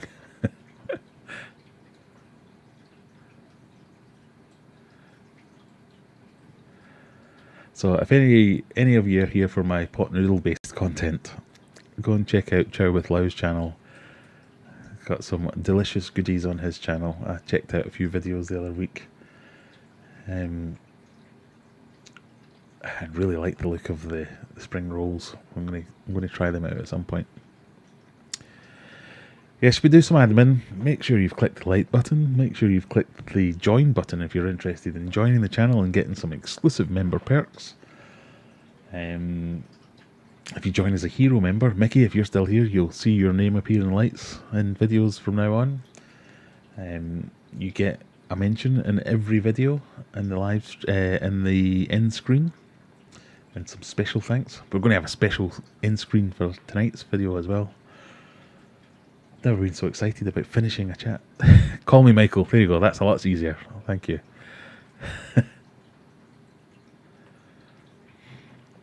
Tap-tap-roo. Right. It's been 6 minutes. Bloody hell. I'm talking away. Close. Escape wins it. Escape it is. Right. So it's not. This isn't a Diana Wallstead. This is a biotope. It's just for some reason I can't make it use that. So this one, it's theme versus biotope. Very confusing that I've got the wrong picture, but I'm sorry, I can't fix it.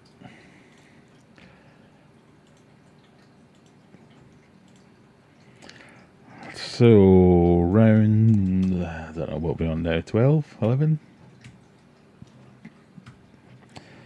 A theme. Sing the theme tune. Versus biotope. Biotope. Done. Start.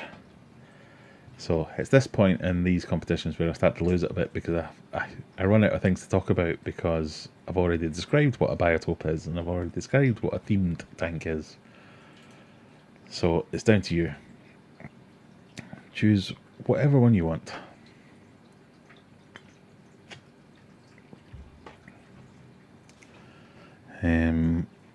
Was there anything else I meant to do? So sump plumbing. I think maybe we might even make that make a video about sump plumbing. I know an awful lot of things about sump plumbing for no reason. Spent a long time researching sumps. So I don't think we could do it justice in a live stream, but it's very simple and very complicated at the same time. What guppies are you selling on your website at the moment? I am selling all kinds. So I've got my mutt guppies. They're still for sale. I have sold a whole bunch of endlers recently. They've done quite well. I think I've still got loads of tiger endlers left. I've still got loads of blue star endlers. I've still got... I don't think I've got any... no, I've still got loads of wild guppies. I don't think I've got any of the blonde blush ones left. And I've got my rare stick endlers. They've started breeding. Yay! So I've got lots of fry. That's going to be the next video. I know I haven't made a video in a week or two. Very busy at work and life. But hopefully I'll get a video out this weekend about the stick endlers, and talking a little bit about prepping for the house move, which may or may not happen. But basically, I'm going to start breaking down all these tanks and moving everything into the fish room. So as come moving day, whenever it may happen, all I have to worry about is the fish room. I don't have to worry about the tanks upstairs. So I'm going to start getting some tanks set up down, extra tanks set up down in the fish room to accommodate any of the fish that I've left. But I've actually started selling an awful load of fish. So all my white clouds from that tank have gone now. The betta that was in that tank has died. But he was the world's oldest betta, so I'm sure it was natural causes rather than anything I did. And then I've still got the Galaxy Rasboras and loads of cherry shrimp in this one, so I'll just move them downstairs. And then at least these tanks are all done and out the way.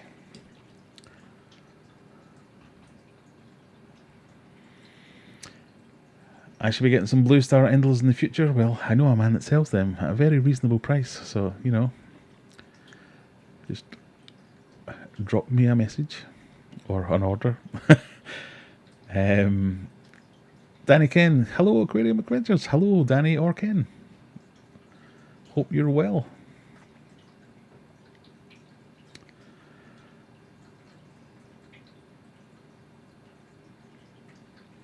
Any panda guppies? I do not have any panda guppies. Sorry. The only guppies I've got at the moment are effectively mutt guppies, because I've started to mix them all into one tank just to facilitate the move. So even though I did have them separated out into strains, put them together and they can just be one big bunch of mutt guppies. Right, how many have we got through, do we think? Oh, I think that's a win for Biotope.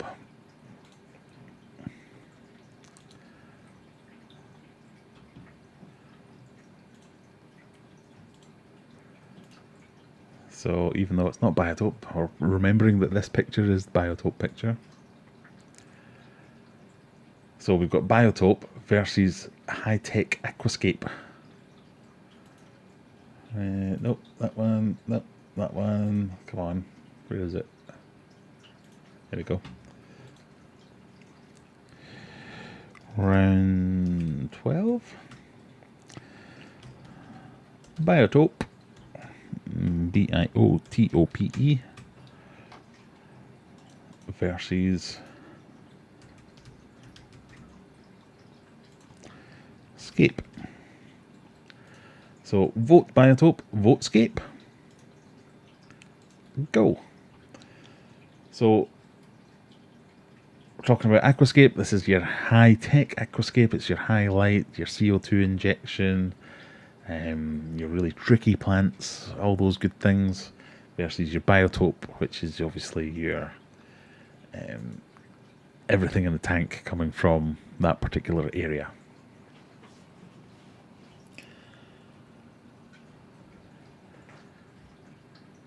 So go for it. I mean, I can't believe it's already 2 minutes past 11 and we've still not got through this one. I only went for 16 rather than 32 that we did with the fish. It's still taking us the 2 hours to get through it. I need to find a faster way of doing this. Because no doubt tomorrow I'm going to wake up to a load of people going, "That was boring. I didn't like that. Stop doing that. You didn't pick the one I wanted."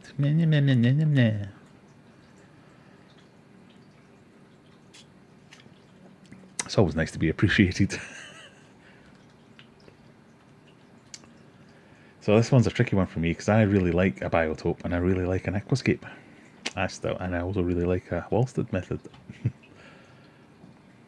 So remember, this is a biotope. So we're talking aquascape versus biotope. So it's votescape, vote biotope. It's not as close as I thought it would be. Aquascape is taking it.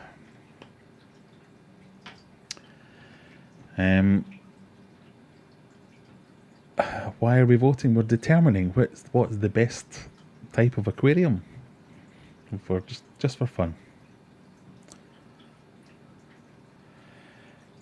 If you have got any questions or any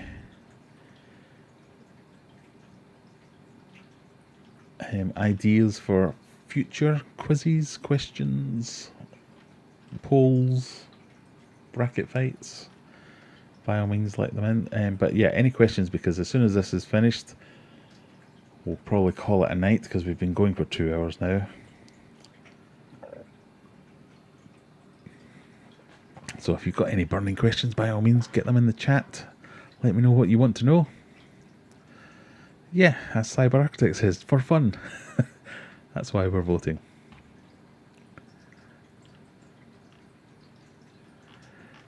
Alright, 2.5 minutes. Aquascape's in the lead. I'm not sure it's going to come back from this. Oh no, it is. Biotope's got an extra vote. So hopefully you can see this in real time. So there you go. Glenn's just voted biotope. You saw biotope go up by 1. I thought this was a lot easier. What do you think? Is this better than going off the straw poll and having to switch between screens and all that kind of stuff that we did the other week?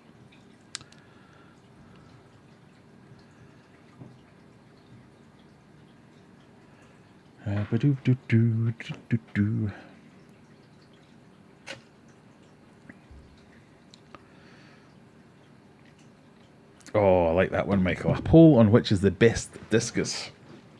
Then discus are guaranteed to win. That's a good idea. That's going on the bit of paper.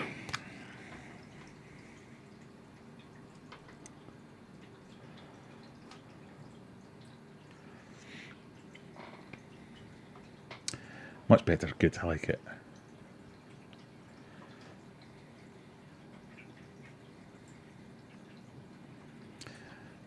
Blue Turks has got, yeah, you know, I'm not actually going to disagree with you there. They're one of my favourites, the classic. Right, I think we're going to call it 24 votes. Aquascape wins it. At least the pictures will match now. Right, we're in the final. Should we do one more giveaway? What do we think? PlayStation versus Xbox next.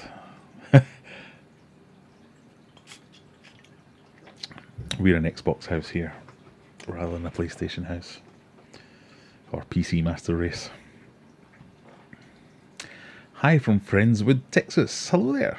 Nice to see you. Right, let's go back to Big Face, shall we? Get the prize wheel up. Right, we're going to roll the prize wheel and see what you lucky people could still win. Remember, to be in with a chance of winning, all you have to do is be a subscriber, click the like button,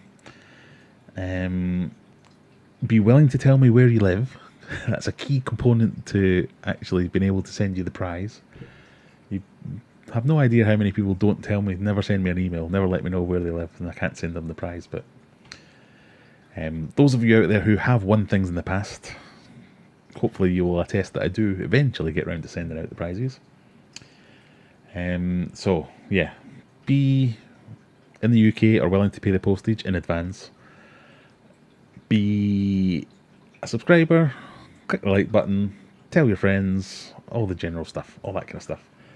Right, we've got 36 people still here and 45 likes. That's a good ratio. So we'll spin the wheel. That's what we were doing, wasn't it? Oh no, I need to come out of this again.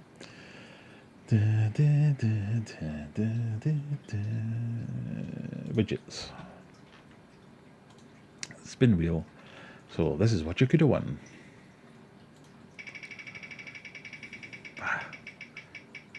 The pleasure I get from that actually working. So that is goodie bag. So you win a goodie bag. So that is stickers. It might be food. It might be some plants. It might be things I have lying around, like an extra big bag of airline tubing that I didn't realise I'd ordered. An HDMI lead. It won't be that. But yeah, I'll fill a box with stuff and I'll send it to you. It might have all kinds of things in it. So if you want to win that, we need to head over to the Nightbot one. And oh, I almost cancelled the stream there rather than press the transition button. Oops. So if you've met all the criteria, you're willing to send me your address, you want to win, you live in the UK or are willing to pay the postage in advance, and you want a goodie bag, then I want you to type into chat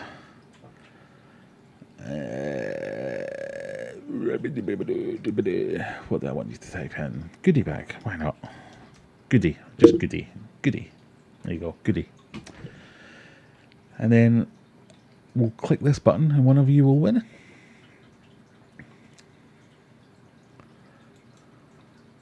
What am I getting nude at?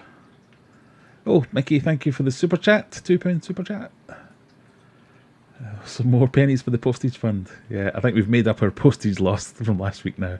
Thank you very much, everyone who's super chatted or super stickered or joined the channel and all those good things. It all helps. Are you saying new because I said there was an Xbox house? We've just bought one of the new Xbox Series X for my eldest for his birthday. I was super sad for a while because they're still out of stock everywhere and I managed to get one. At retail price as well. So I was well pleased with myself. But yeah, this is my PC here. I play my games here. A PC Master Race for the win, definitely.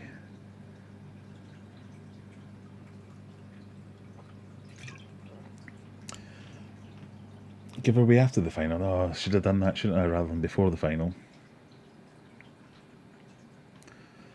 So I've got lots of goodies. 23 eligible users. And like I say, a goodie bag might have... I almost guarantee it'll have a beanie hat in it because I've got hundreds of the buggers. But yeah, it might have some food tubs, it might have a few food packages. But all these things are available on aquariumadventures.co.uk.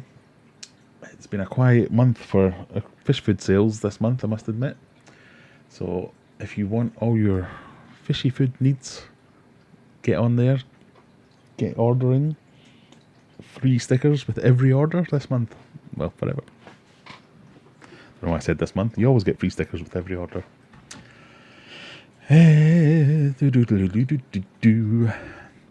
Lots of goodies. 25 eligible users. We'll give it another few seconds and then we'll click that button to see who wins.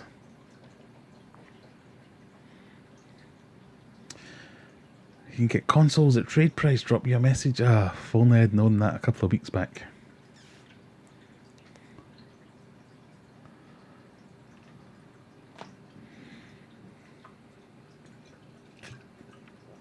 I wrote myself a little bot that scanned all the shops for stock updates and all that. You know, you can see these, like, there's live streams about Stock updates everywhere. I did my own little one and it actually worked.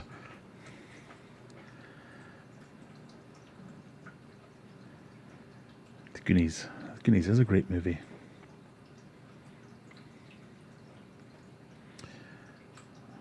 You never got free stickers in your orders? I apologise profusely, Phoenix.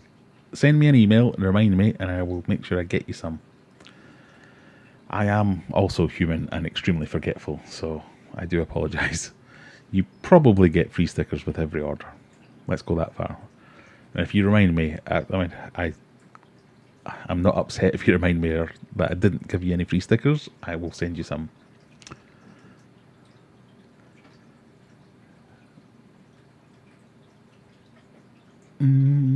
Right, are we ready to call it? Should we click this button to see whether or not someone's going to win? Oh, who's going to win a goodie bag? What fry food do you have? I don't have any specific fry food, although I am trying out a new fry food at the moment from Fishman Aquatics sent me some fry food that I've been trying out.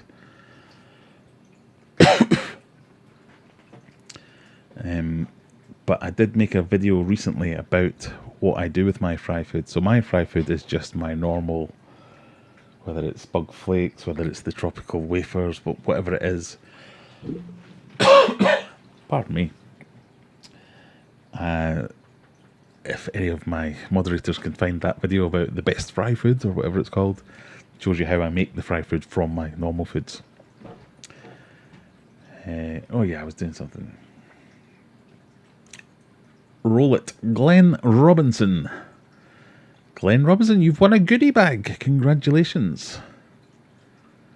So if you just send me an email, graham@aquariumadventures.co.uk. Jennifer's just posted a link up there. Send me an email with your address and I'll send you a little goodie bag. So as Mickey says there, he just uses the krill flake, crushes it up from a guppy fry. So what I do is I get a box.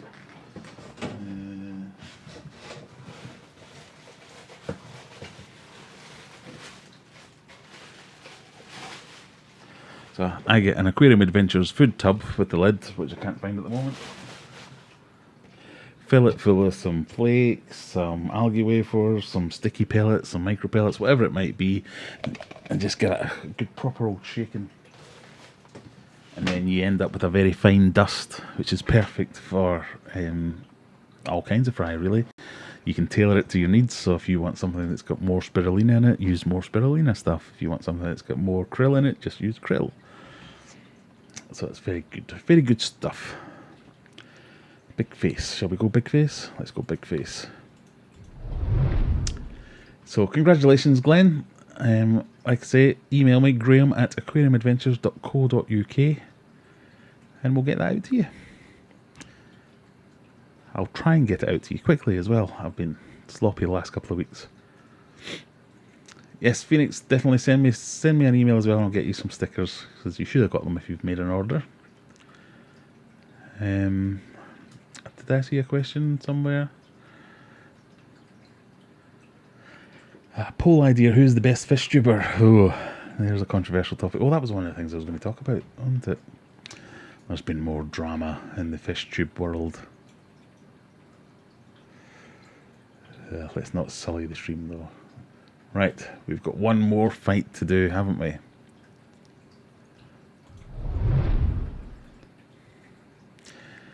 Who'd have thunk it? It's come down to planted tank versus planted tank. So what we're talking here is low tech versus high tech. So the differences. Well, let me set the poll.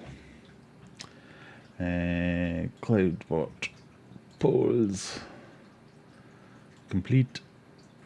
Delete. Confirm. Add. Final. So we're going to go low tech, low, and we're going to go high tech, high.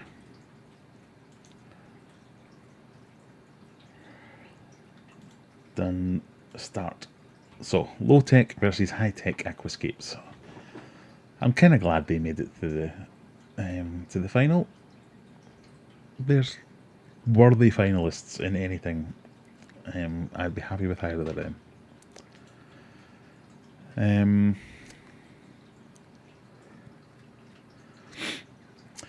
A video idea. Can you test some auto feeders? I can't find a good one. I could do that. I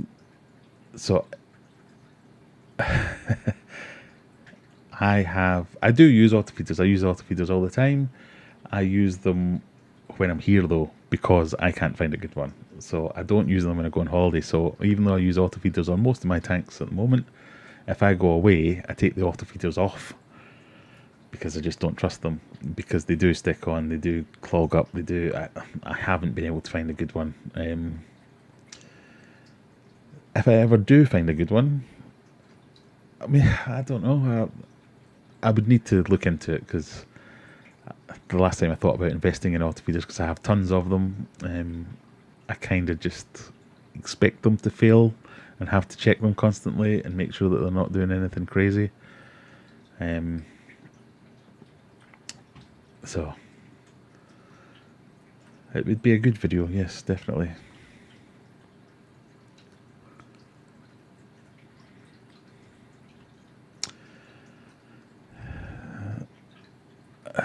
Yes, so the King of B&Q has been at it again.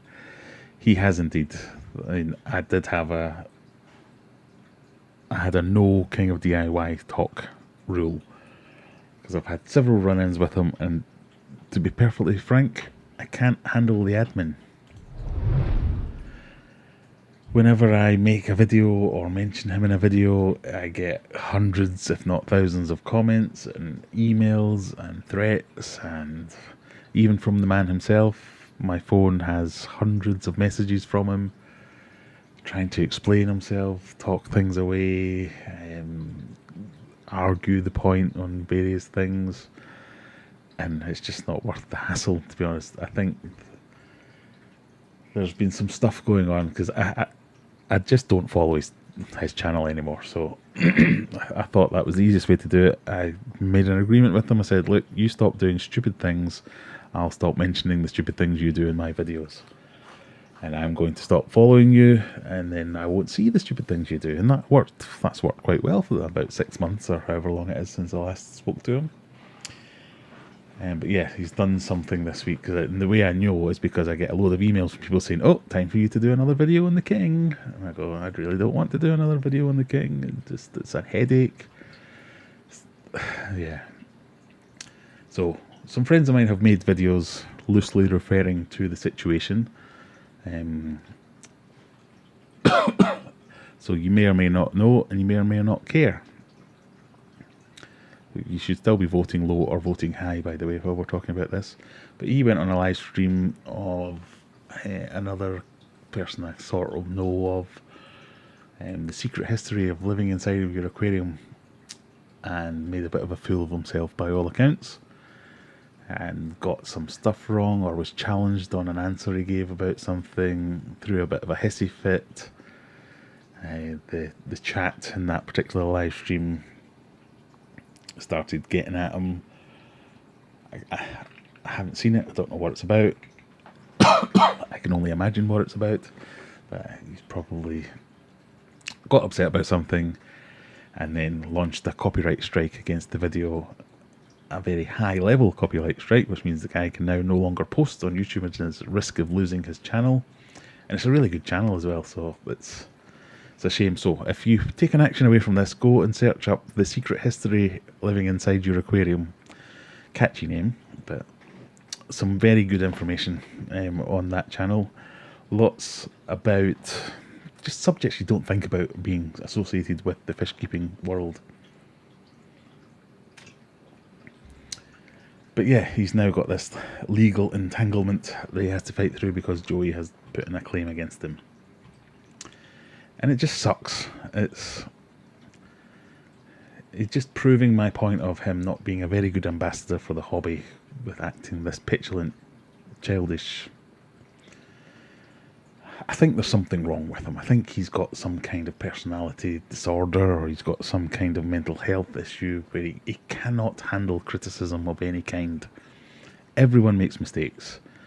God knows I make mistakes. I encourage people to point out my mistakes because you learn from your mistakes. If I do something stupid, I want you to tell me I've done something stupid. If I do something wrong, tell me that that's wrong. But no, he can't handle any criticism whatsoever. I think from messages that I got from other people who saw the stream was, someone said, oh, the term aquarium was invented by a lady, I can't remember the name or whatever it was, and he said no it wasn't, and it turned out it was. Yeah, Alex, that's the guy's name. He's a very good channel full of good information. Go and check it out. If you can, stick a link in the chat and we'll send people over there to give him a bit of support. And the basis of the claim is he didn't know he was live, so they're using his image without his consent, even though the video was full of him going, and we're live, and him asking, are we still live? And them going, yes, we're live. So it's a shame.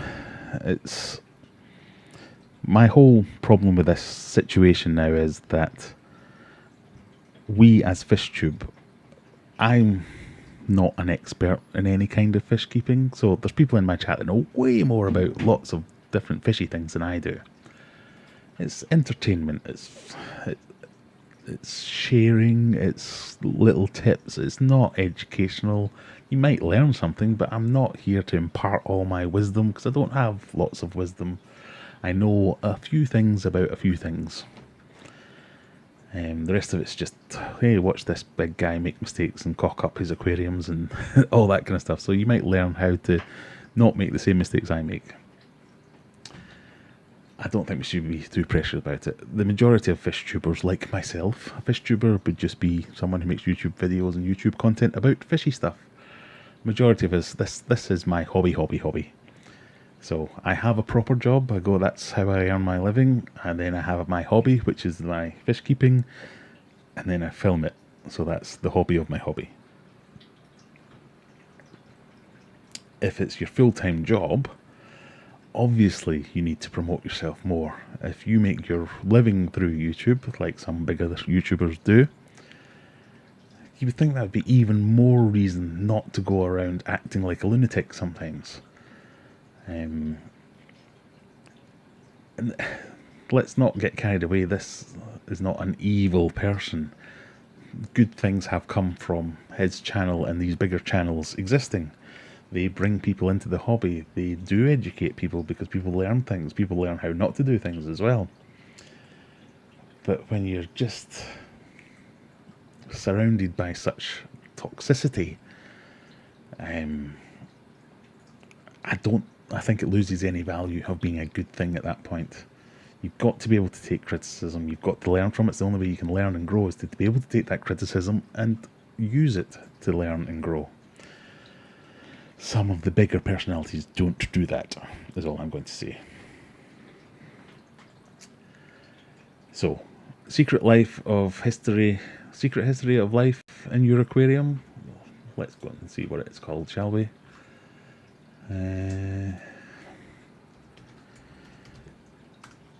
If nothing else, it's another secret. No, not serve. Secret. Can't spell it. History. Secret history living in your aquarium. That's the one. Alexander Williamson.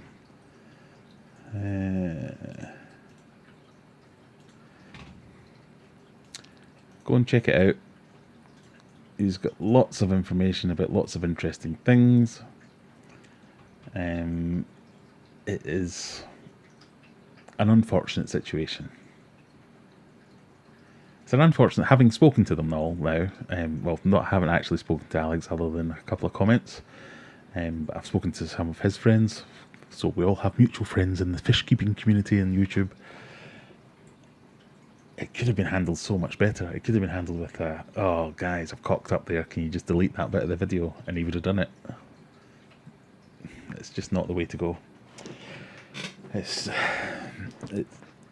I think, so the last time I mentioned them was the king of DIY trying to cancel himself, which prompted him to then release a video saying, I'm cancelled for this. And he just did a completely gaslighted everything, turned it on its head. Oh, everyone's out to get me. People are sending me pictures. Oh, I'm so hard done by. He needs to own up and say, I take responsibility for being a dick sometimes. I'm going to try harder. And I think he'd get so much more for that.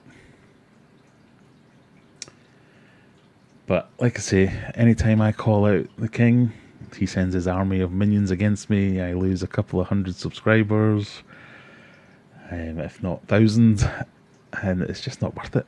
And it's drama, and we're here to have fun and talk about fish tanks, and that's all we want to do. Anyway, so that's all I'm going to say on the matter. I'd like you to go and check out his channel. Did I put it in the chat? If you're not already, go and check out his channel. I've just put his link there, and show a bit of support, and we'll leave it there. So we've still got a final to sort out, haven't we? Well, in fact, so I see how much everyone hates me talking about this.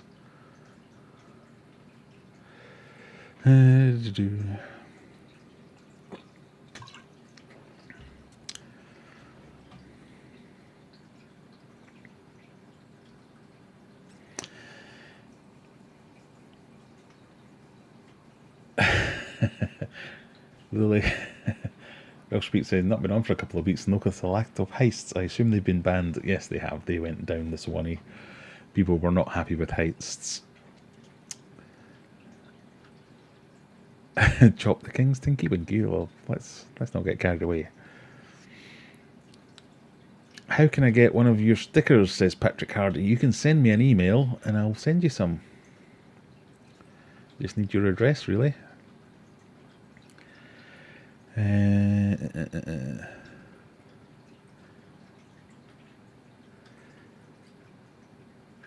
FishTube should be a place for us all to have a laugh and impart our own personal wisdom on fish keeping. I couldn't agree more.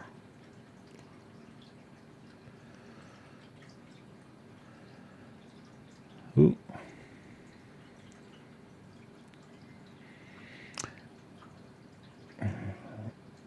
Right, so do we think we have...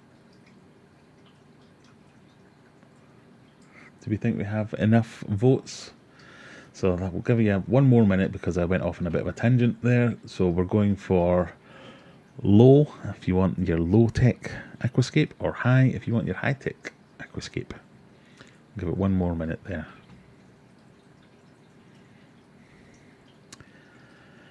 I saw the beginning of the end of that show, Mr. Big Ego up in Canada. I've been going live on other fish tubers and cutting up other fish YouTubers with small business. Yeah. He does build and tear down tanks constantly. It can be a bit clickbaity. It can, I mean, it's just... But that is his thing, and I don't think anyone has a problem with that side of things. It's his business. He makes his living from YouTube, so he has to create content. He cannot get away with this, me sitting here making up daft games this week. He has to be going, oh, everyone, look at me, look at me, look at me, because that's how he gets his money. It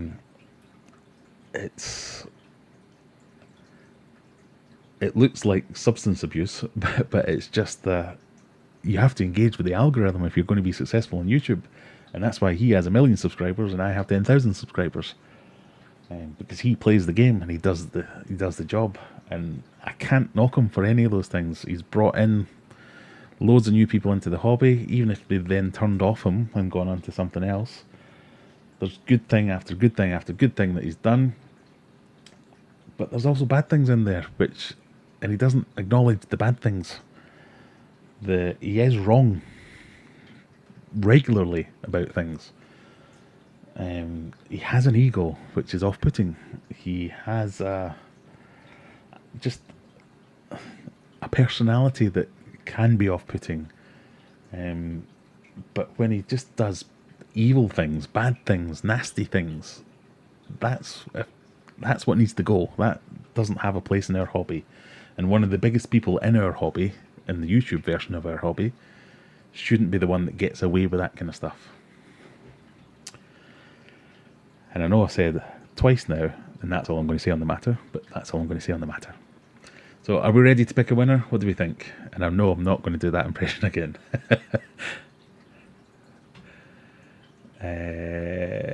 Right. Low Tech has won it. I feel like we should have streamers and explosions and things going off. Low Tech has won the best fish tank. So, there you go. Scientifically proven.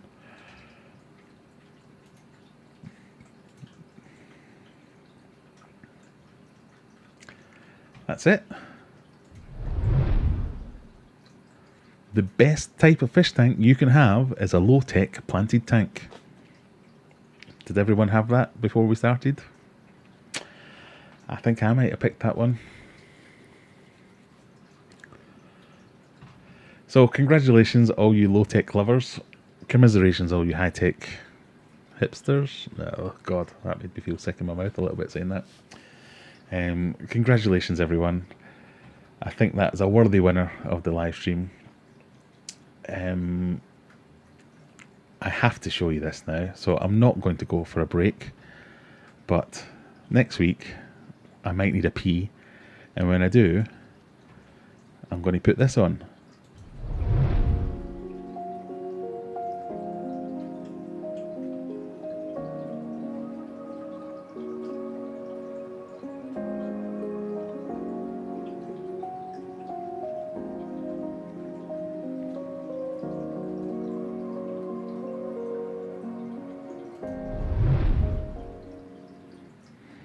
What do you think?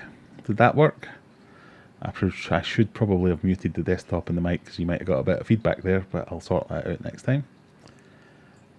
So that's my little cut screen.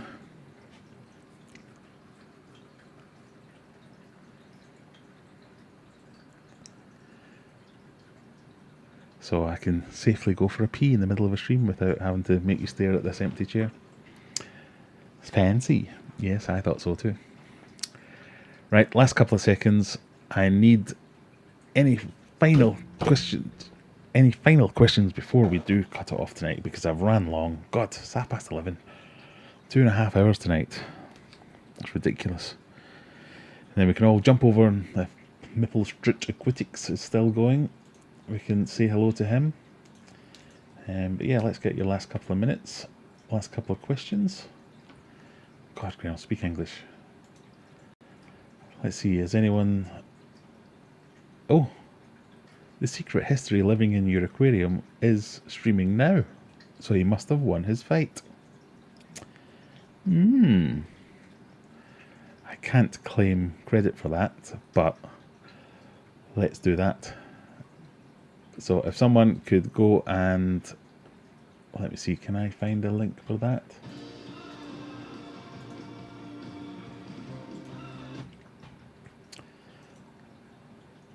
There you go. So there's a link in the chat for Alex's stream. Once we're finished here, we'll go over to that and we'll say hello and give him a little bit of support. And yeah, let's do that. And before we do that though, you can have a look at my end screen. So goodbye everyone. Thank you for joining me. Thank you for all the super chats, all the support, all the fun. It's been emotional. Whatever. See you next week. Bye.